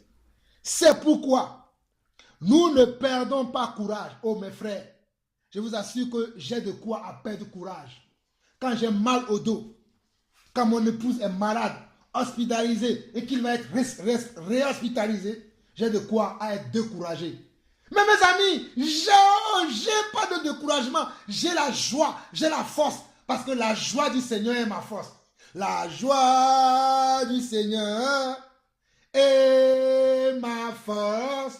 La joie du Seigneur est ma force. La joie du Seigneur est ma force. C'est ma force. C'est ma force. La joie du Seigneur est notre force, mes frères. Nous devons aimer le Seigneur et être tout le temps dans la joie. Comme il a dit dans Philippiens chapitre 4. Réjouissez-vous dans le Seigneur. Je le répète, réjouissez-vous toujours. Réjouissez-vous dans le Seigneur. Réjouissez-vous dans le Seigneur. C'est la journée que le Seigneur a faite. Réjouissez-vous et débordez de joie. C'est la journée que le Seigneur a faite. Réjouissez-vous et débordez de joie. Réjouissez-vous dans le Seigneur. Enjoy, oh mes frères, enjoy, oh. Réjouissons-nous dans le Seigneur. Enjoy, oh mighty God, only God. Réjouissons-nous dans le Seigneur. Mais aujourd'hui on a peur parce qu'il y a le chômage. On a peur parce qu'il y a des attentats partout. On a peur parce qu'on est malade. Moi, je n'ai plus peur. Car celui qui a vaincu la peur est mon Père. Celui qui est le maître des temps et des circonstances. Celui qui peut changer. Oh, il a changé les temps et les circonstances de Daniel. Lorsque Daniel était sous une menace, il a changé les temps. Mais quelquefois, il a laissé certains mourir. Je ne sais pas si dans mon cas, il me laissera mourir. Même s'il me laisse mourir, il a un plan. J'attends de voir ce plan-là pour dire, oh Seigneur, ce n'est pas en vain que j'ai cru. J'ai cru au grand Dieu. J'ai cru au bon Dieu. Alléluia. Verset 15. Car tout cela arrive. Non, on a fini ça. Verset 16 plutôt. C'est pourquoi nous ne perdons pas courage. Et même si notre homme extérieur, l'homme extérieur, c'est ce que vous voyez là. Touche ma soeur Janie, touche. Voilà. C'est ça, frère Patrick, touche, c'est ça, on touche, l'homme extérieur, ça se touche, la chair, même si notre homme extérieur s'est détruit, notre homme intérieur se renouvelle de jour en jour. Mes frères, même si ta réputation a été, a été vraiment maussade, a été trempée, avec des histoires pas possibles. Ta réputation a été gâtée. Tu n'as plus de bonne réputation. Mon frère, aie courage. Aie courage. Regarde les cieux. Compte les étoiles. Regarde le Dieu d'Abraham. Dis-lui, parle à ce Dieu-là. Dis-lui, je n'ai plus oh mes frères, je n'ai plus de réputation. Mais j'ai ton esprit en moi. J'ai ta parole en moi. J'ai ma foi en toi. Et je sais que tout va t'aller. Quand tu vas parler comme ça, Dieu va dire, voici quelqu'un qui a l'esprit de Job. Voici quelqu'un qui a l'esprit de mes enfants. Oh, quand tout le monde va commencer à te regarder, parce que ça fait 10 ans que tu es au chômage, quand les gens reviennent, on leur dit, ça a été le travail, on te demande, tu es toujours là? Dis oui, je suis toujours là, avec un grand amen, je suis toujours là. Mais non, je suis toujours là, mais ça ne va pas. Non, tu n'as pas de foi, mon frère. Dis, je suis toujours là, avec de l'assurance. Ah oui, quand on te voit, tu n'es toujours pas marié. Dis oui, je suis toujours là, je ne suis toujours pas marié. Mais j'ai de l'assurance que Dieu, au moment convenable, il m'apportera ce mari. Ah, tu n'as toujours pas d'enfant. Dis oui, je n'ai toujours pas d'enfant. Avec assurance. N'aie pas peur, n'aie pas crainte. Mais nous, on ne veut pas que notre homme intérieur, notre homme extérieur plutôt, se détruit. C'est là où on invente des histoires. Ah oui, mais je suis là, mais j'ai été à un entretien hier. Mensonge. Tu n'as pas eu d'entretien. Oui, je suis là, mais Dieu m'a dit. Dieu t'a réellement dit. Oh, je suis là, mais je pense que mon frère ne dit rien. Il prendra ta défense. Oh, il prendra ta défense. Qui a pris la défense de Jésus? On a dit que, lisez la parole. La Bible dit que quand on l'a amené, comment on l'a amené comment? Comme un brebis muet. Il n'a prononcé aucune parole. Mais il pouvait même dire un seul mot. Et les anges descendant du ciel. Mais Jésus n'a rien dit. Oh, il faut que nous apprenions des fois à se taire, sans rien dire, à regarder, à dire, c'est chaud. Mais j'ai la foi. Et tu le dis à toi-même. Des fois, je le dis à moi-même. Des fois, vous allez pas, je parle tout seul. Si quelqu'un me regarde, il va dire, il est fou. Mais je parle à moi-même, à mon homme intérieur. Je dis, mais calme-toi. Jean-Paul à l'intérieur. Des fois, je me dis à moi-même, Jean-Paul, calme-toi. Tout va bien. Si quelqu'un m'écoute, il va dire, mais il est fou ce monsieur. Mais je suis en train de me parler moi-même. C'est quand nous croyons, nous parlons. On dit, c'est pas. Romains 10 le dit. Il dit, la foi vient de ce qu'on entend. Ce qu'on entend vient de la parole. Mais dans le chapitre 8, vers le verset 8, il dit, celui qui prononcera par sa bouche le nom du Seigneur Jésus sera sauvé, non? Il dit, car nous, c'est en confessant par la bouche qu'on est sauvé. C'est en confessant. Tu dois confesser par ta bouche. Confesser. Confesser. Pas les prières de confession qu'on fait. Mais tu dois confesser avec ta foi. Et c'est pour ça que des fois je me parle à Jean-Paul, calme-toi. Jean-Paul, aie foi, aie courage. Fortifie-toi, prends courage. Ce n'est pas quelqu'un qui vient me le dire. Hein. Je vous dis que moi-même, je parle à moi-même. Et dis, Jean-Paul, prends courage. Et Jean-Paul, des fois même, je me donne une baffe. Jean-Paul, prends courage. Réveille-toi, Jean-Paul. Le Seigneur est avec toi. Répète. Quelqu'un va dire, il est fou. Mais je ne suis pas fou. Parce que quand on aime Dieu, on est fou pour les hommes. Mais pour Dieu, on n'est pas fou. On va quelque part. On marche sur un chemin. Le chemin de Dieu n'est pas un chemin qui est droit. C'est un chemin qui a des sens inverses. Des fois, tu passes par le trou. Des fois, tu passes même par le désert. Des fois, tu reviens. C'est comme si tu tournes en rond. Mais tu es quand même en train d'aller quelque part. Mais nous, on veut toujours marcher sur un chemin droit, rectiligne. Mais non, le chemin de Dieu n'est pas rectiligne. C'est pour ça qu'il dit ici, c'est pourquoi nous ne perdons pas courage.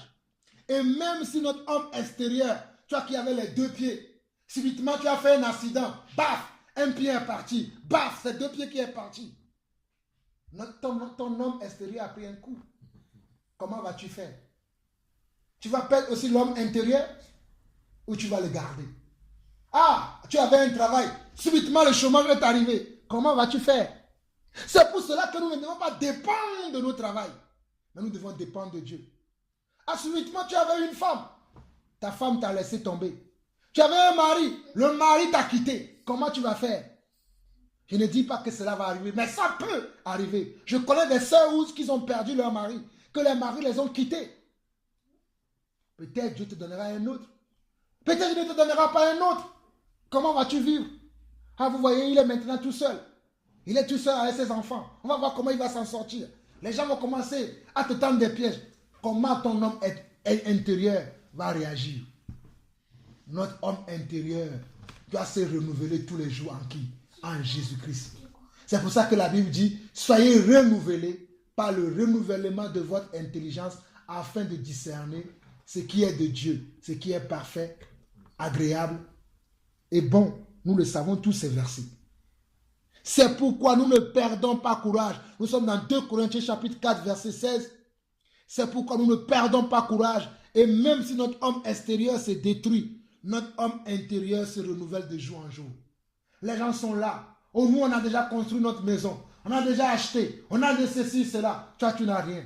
Que vas-tu dire? Qu'est-ce que tu vas faire? Vas-tu rentrer dans la concurrence? Moi aussi, je vais faire. Pour qu'on puisse dire que j'ai fait. Ou tu vas attendre que Dieu relève ta tête. Je connais quelqu'un dans la parole. J'aime beaucoup. C'est Joseph. Il a entendu que Dieu relève sa tête. Il ne sait pas lui-même commencer à relever sa tête. Il a entendu qu'au moment convenable, que Dieu relève sa tête. Et quand Dieu relève ta tête, mon frère, oh, quand Dieu relève ta tête, quand Yeshua relève ta tête, hey, c'est grave. C'est grave. Il y a des, non, mais, oh, mes frères, quand Dieu relève ta tête, je ne vais pas parler. Il faut expérimenter des choses pour parler. Je ne vais pas parler. Verset 17. Car nos légères afflictions du moment présent produisent pour nous, au-delà de toute mesure, un poids éternel de gloire, parce que nous regardons non point aux choses visibles, mais à celles qui sont invisibles, car les choses visibles sont comment? Sont passagères, et les invisibles sont comment? Sont éternelles. Mes frères, nous ne regardons pas les choses visibles. Les choses visibles aujourd'hui, c'est la reconnaissance des gens. C'est la reconnaissance des uns. C'est l'invitation des uns par-ci et par-là. C'est ça la reconnaissance. Mais mes frères, même s'il n'y a pas cette reconnaissance, mes frères, regardons toujours les choses éternelles. Comme il y a une chanson que j'aime chanter. Quand je suis dans la joie avec ma famille, on aime chanter ça. On dit toujours que là-haut, tout là-haut, il y a une place. Je peux chanter ça pour vous. Mais vous savez, Dieu est tellement bon que peu importe ce qui se passe, mes frères, gardons toujours les yeux fixés sur le Seigneur. Gardons toujours les yeux fixés sur le Seigneur. Gardons toujours les yeux fixés sur le Seigneur. Parce que Dieu, très bientôt, viendra nous chercher. Viendra essuyer toute l'âme de nos yeux, comme il le dit dans Apocalypse 22. Il viendra nous essuyer toute l'âme de nos yeux. Il viendra, la mort ne sera plus, le deuil ne sera plus, la souffrance, les maladies, toutes ces choses ne seront plus. Toutes ces choses qui sont des épreuves pour nous aujourd'hui ont une fin. C'est pour ça que ce sont des choses passagères. Les choses éternelles sont toujours cachées, car c'est Dieu qui les révèle. C'est Dieu qui les donne. Ayons de l'assurance à ce Dieu. Regardons à ce Dieu-là. Regardons à ce Dieu. Ne regardons pas les choses passagères là qui sont autour de nous. Que le diable veut nous montrer. Regarde, toi tu n'as pas la dernière voiture. Regarde, toi tu n'as pas la dernière maison. Tu n'as pas la dernière nouveauté qui vient de sortir. Tu n'as pas ceci, tu n'as pas cela. Tu n'as pas ceci. Mes frères, regardons toujours. Levez nos yeux vers le ciel. Comme David a dit, je lève les yeux vers les montagnes. D'où me viendra le secours? Le secours me viendra de qui? De l'Éternel qui a fait les cieux et la terre. Dieu est bon, mes frères. Dieu est tellement bon. Le paradis, c'est la demeure de Dieu. Oh, le paradis, c'est la demeure de Dieu.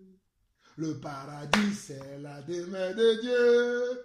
Oh, le paradis, c'est la demeure de Dieu. Le paradis, c'est la demeure de Dieu. Oh, le paradis, c'est la demeure de Dieu.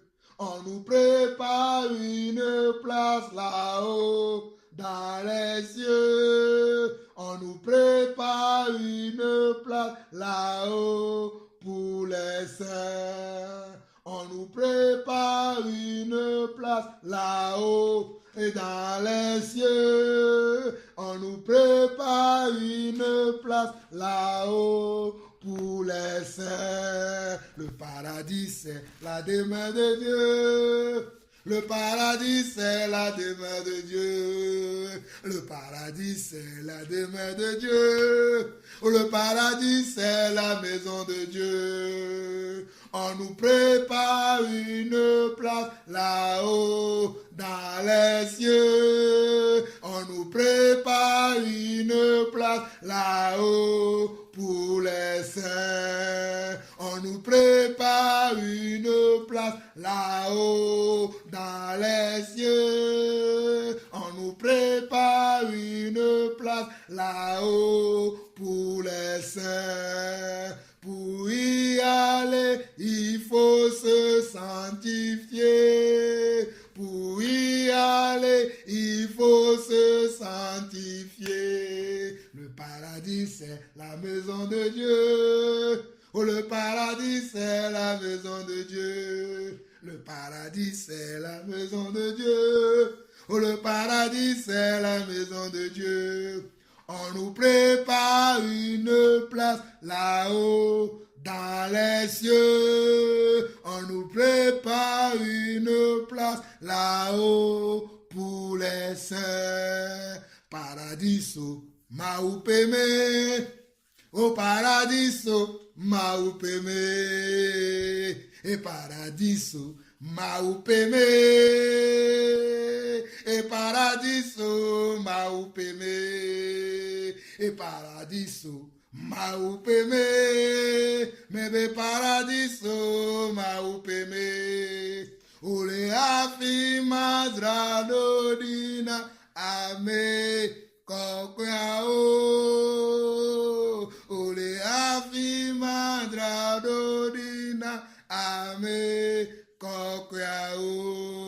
Le paradis, c'est la demeure de Dieu. Oh, le paradis, c'est la demeure de Dieu. Le paradis, c'est la demeure de Dieu. Le paradis, c'est la demeure de Dieu. Le paradis, c'est la demeure de Dieu. Le paradis, c'est la demeure de Dieu. Le paradis, c'est la maison de Dieu. Le paradis, c'est la maison du Christ. Le paradis, c'est la maison du Christ. Le paradis, c'est la maison du Christ. On nous prépare une place là-haut dans les cieux.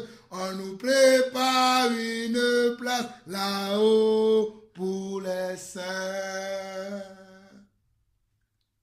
Je ne regarde plus aux choses visibles, mais je regarde aux choses invisibles qui sont éternelles. Oh, les choses invisibles qui sont de Dieu, les choses invisibles qui sont de l'assurance pour moi, c'est à ces choses que je regarde. Je ne regarde point à ma chair, je ne regarde point au monde, mais je regarde à Dieu, car il est Dieu, il est Dieu, il restera Dieu, il est Dieu au-dessus de nos têtes, il est Dieu au-dessus de chaque vie, il est Dieu au-dessus de chaque nation, il est Dieu au-dessus de tout trône, il est Dieu au-dessous de toute dignité, il est Dieu au-dessus de toute principauté, de toute autorité, de tout nom qui peut être nommé dans le siècle présent, dans le siècle passé, même dans le siècle à venir, il est Dieu au-dessus de tout. Tu es au-dessus de tout, Seigneur. Tu es au-dessus de tout, mon Dieu. Oh, tu es au-dessus de tout, Yahvé. Tu es au-dessus de tout. Tu es au-dessus de tout, Seigneur. Tu es au-dessus de tout, mon Dieu. Tu es au-dessus de tout, mon roi. Tu es au-dessus de tout. Tu es au-dessus de tout, mon Dieu. Tu es au-dessus de tout, mon Seigneur. Oh, tu es au-dessus de tout, Yahvé. Tu es au-dessus de tout. Oh, tu es au-dessus de tout, Seigneur.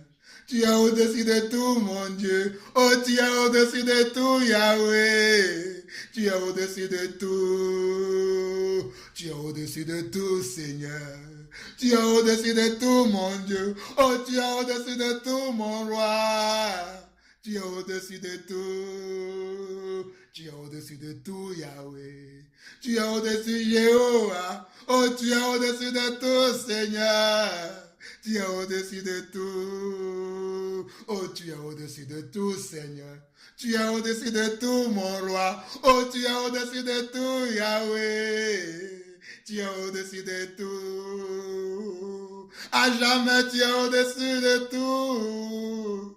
Oh, pour toujours, tu es au-dessus de tout. À jamais, tu es au-dessus de tout. Oh, pour toujours, tu es au-dessus de tout. Tu es au-dessus de tout, Jésus. Tu es au-dessus de tout. Tu es au-dessus de tout, mon Seigneur. Tu es au-dessus de tout, mon roi. Oh, tu es au-dessus de tout. Tu es au-dessus de tout. Tu es au-dessus de la France, Seigneur. Tu es au-dessus de la France. Tu es au-dessus de la France. Tu es au-dessus de la France. Tu es au-dessus de tout. Tu es au-dessus de tout.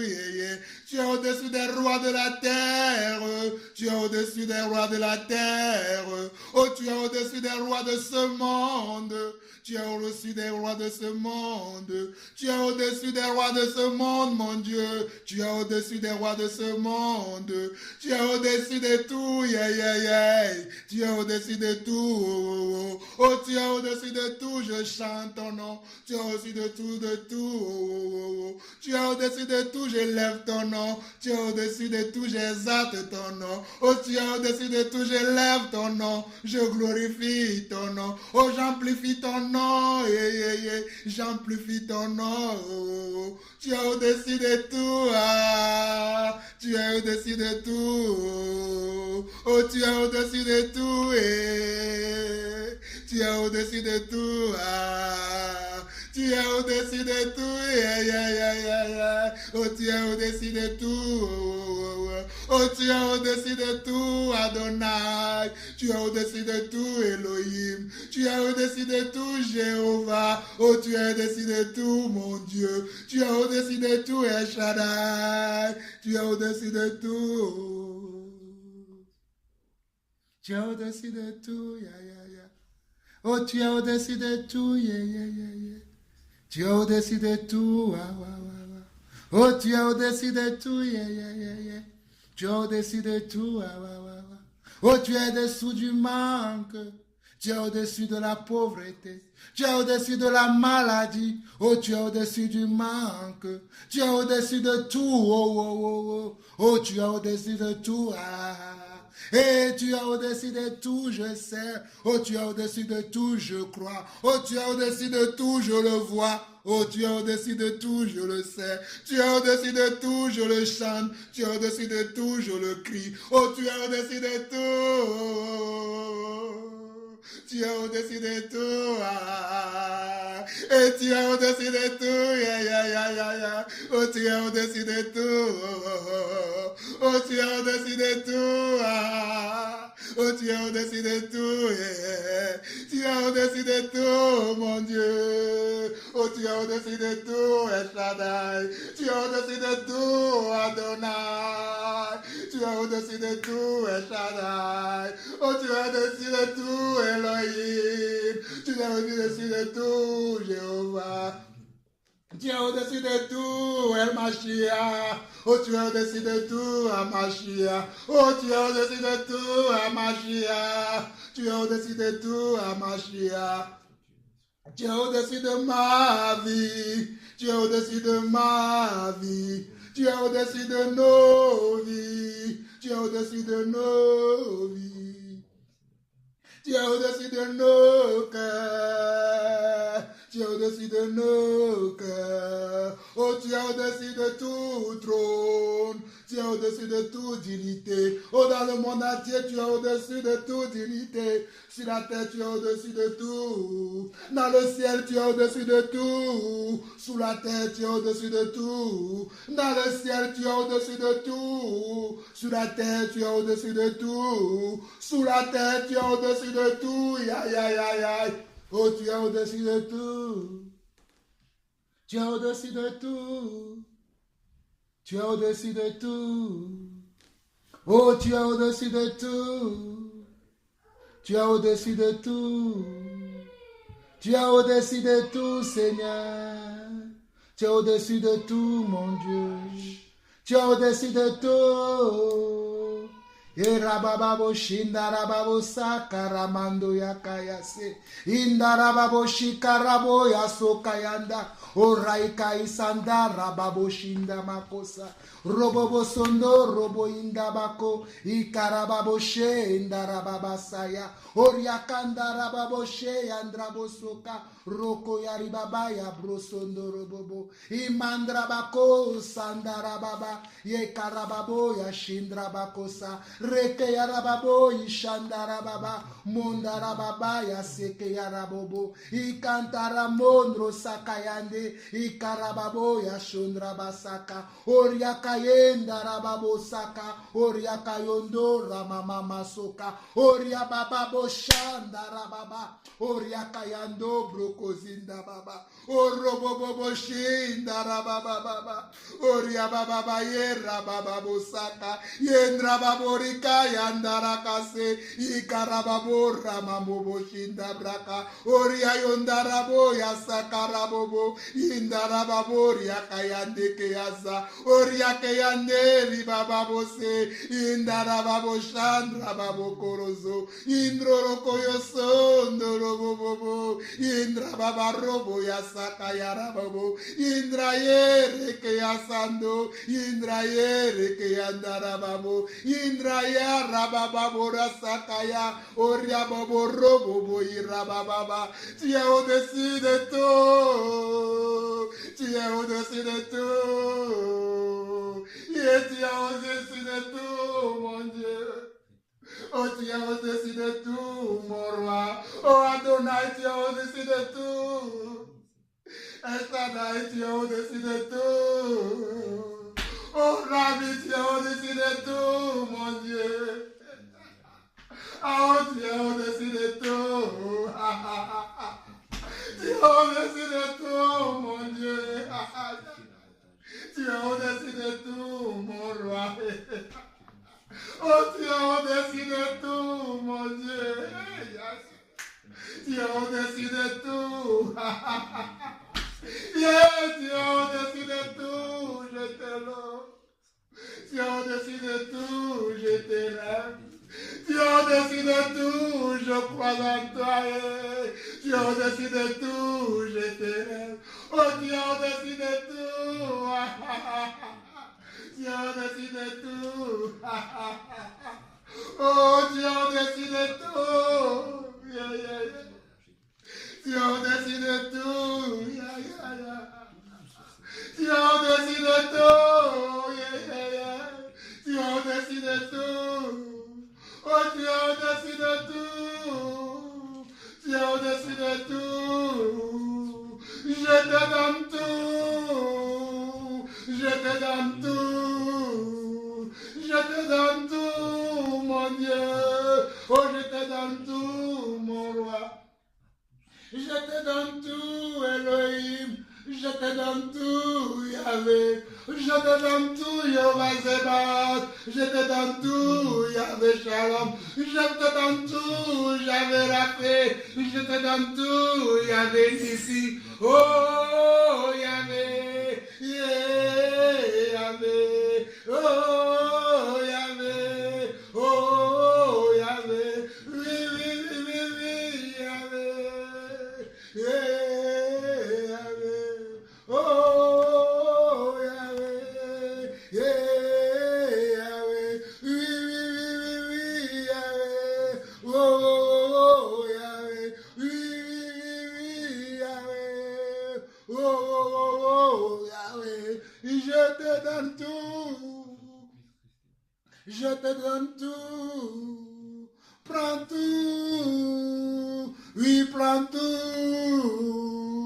Oui, prends tout, Seigneur. Oui, prends tout, mon Dieu. Oui, prends tout, mon roi. Oh, Adonai, prends tout. Estadai, prends tout.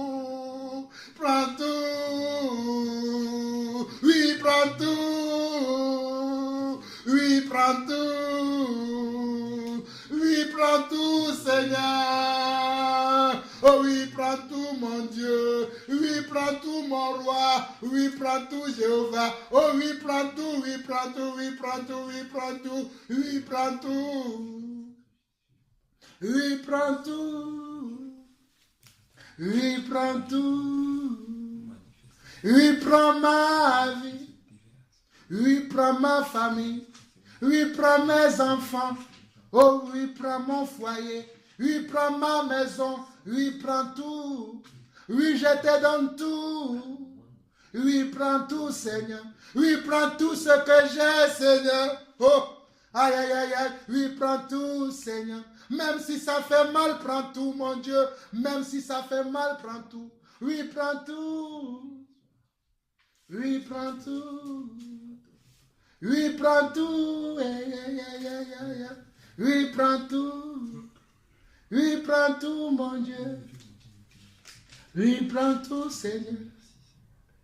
Oui, prends tout.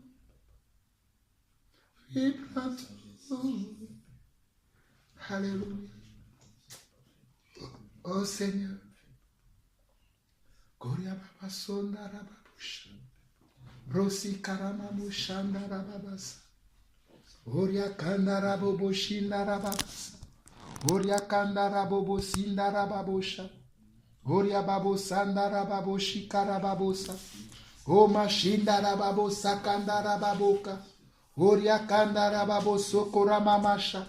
Iria Babo Sanda Rababoshi Karababosa. O Shinda Masoka Rababoka Yadarababoya. Inda Mamosa Karababoshi Karahaya. Endra Sikanto Karabobosha. Ikarabosa, Mandraka, Ikase, Raboshi, Indrabakando Rababosa, Ikaramamoshinda Rabakoria Basaya. Oui, Seigneur, tu es le seul Dieu, le vrai Dieu, l'unique Dieu, Papa. Le seul, l'incontournable, l'incomparable, le Dieu des âges, le Dieu de la préhistoire et de l'histoire, le Dieu de tous les temps. Oh, le Dieu qui dit et la chose arrive, le Dieu qui ordonne et elles existent, Papa. Oh, je crois en toi, même si je perds courage, même si je perds la force, même si je perds tout, je croirai toujours en toi, je proclamerai toujours ton nom, j'élèverai toujours ton nom. Moi et ma maison, nous te servirons. Moi et ma famille, nous proclamerons que l'Éternel est le Dieu que nous servons. L'Éternel est le Dieu que nous adorons. L'Éternel est le Dieu que nous aimons. L'Éternel est le Dieu que nous élevons. Le Dieu que nous aimons. Le Dieu que nous voulons servir. Nous ne voulons pas d'autres dieux. Nous ne voulons pas d'autres choses. Mais nous voulons que toi seul tu conduis nos vies. Que toi seul tu diriges nos vies. Que toi seul tu donnes une direction à notre vie, Papa. Oh, nous t'aimons, Papa. Voici ton église réunie ici aujourd'hui, qui te prie, qui t'élève, qui élève ton nom. Oh, Papa, voici ton église. Nous sommes vides, Papa, de toi. Nous sommes vides de toi. Remplis-nous de toi maintenant. Remplis-nous. Nous sommes vides de toutes ces choses du monde. Nous sommes vides des esprits de ce monde. Nous sommes vides des choses de ce monde. Et nous voulons maintenant que toi, tu nous remplis de toi. Remplis-nous de toi maintenant. Remplis-nous de ta présence. Remplis-nous de ton onction. Remplis-nous de ton huile de joie, de ton huile de persévérance, de ton huile de foi, de ton huile d'assurance, Papa. Nous avons besoin de prendre de l'assurance en toi. Nous avons besoin de prendre la foi en toi. Nous avons besoin de prendre, Seigneur, la force en toi. Fortifie-nous maintenant. Fortifie ton église. Fortifie cette maison qui nous accueille aujourd'hui. Fortifie, Seigneur Dieu, ton église en France. Fortifie ton église dans le monde. Fortifie ton église dans les nations. Fortifie ton église dans les nations. Fortifie ton église. Fortifie tes enfants un peu partout dans le monde. Un peu partout là où ils sont aujourd'hui. Papa, fortifie-les. Ceux qui perdent courage. Ceux qui perdent courage à cause des épreuves de 10 jours dans leur vie. À cause des épreuves de 10 jours dans leur vie. Ils perdent courage. Fortifie-les. Fortifie-les, Papa. Fortifie les hommes et les femmes. Fortifie les enfants. Fortifie les jeunes. Fortifie les vieillards. Fortifie ceux qui enseignent. Ceux qui encouragent. Ceux qui enseignent. Ceux qui encouragent. Ceux qui enseignent. Ceux qui enseignent ta parole. ceux qui conduisent ton peuple, fortifie-les là où ils sont, fortifie en France, fortifie en Afrique, fortifie en Europe, fortifie en Asie, fortifie en Amérique, fortifie sur toute la terre, fortifie un peu partout dans le monde, fortifie en Chine, fortifie en Inde, fortifie en Tanzanie, fortifie en Zaïre, fortifie en Congo, fortifie au Togo, fortifie au Bénin, fortifie au Burkina, fortifie en Afrique du Sud, fortifie, oh papa, fortifie dans les nations, fortifie dans les peuples, fortifie chaque langue qui prononce ton nom, chaque peuple qui prononce ton nom, fortifie-les, fortifie papa. Papa, nous prions que tu fortifies ton église, que tu fortifies tes enfants, que tu fortifies ton église, fortifie papa, fortifie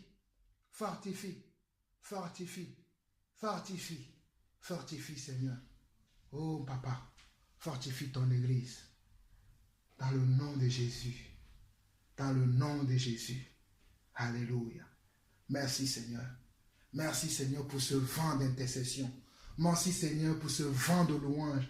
Merci Seigneur pour ce vent d'adoration. Merci Seigneur. Merci de m'avoir utilisé encore aujourd'hui pour parler à ton église, pour parler à mes frères et sœurs, pour bénir quelqu'un quelque part, pour bénir quelqu'un, pour soulever quelqu'un. Oh papa, ceux-là qui sont tombés hier, qui se lèvent maintenant, qui ne restent pas dans leur vomi, qui ne restent pas là où ils se sont tombés, qui ne restent pas là, qui sortent maintenant, qui se lèvent. Sortez de vos tombeaux, sortez de vos tombeaux, sortez de vos tombeaux, au nom de Jésus, au nom de Jésus. Alléluia. Merci Seigneur, merci Jésus. Oh, je te rends gloire Seigneur. Je te rends gloire Seigneur, je te rends gloire Seigneur, car tu as ton église qui est à l'œuvre. Dans ce monde, sur cette terre, il y a ton église qui travaille. Il y a ton église qui travaille. Il y a tes enfants qui travaillent. Il y a tes enfants qui travaillent. Merci Seigneur parce que tu les équipes. Merci Seigneur parce que tu donnes de nouveaux équipements. De nouveaux équipements. De nouveaux équipements. Merci Seigneur Papa. Oh, tu donnes de nouveaux équipements. Pour la bataille, pour le combat, nous avons de nouveaux équipements. Nous avons de nouveaux équipements. Merci Seigneur. Merci Seigneur. Merci Papa. Oh, gloire à toi Seigneur. Gloire à toi Seigneur.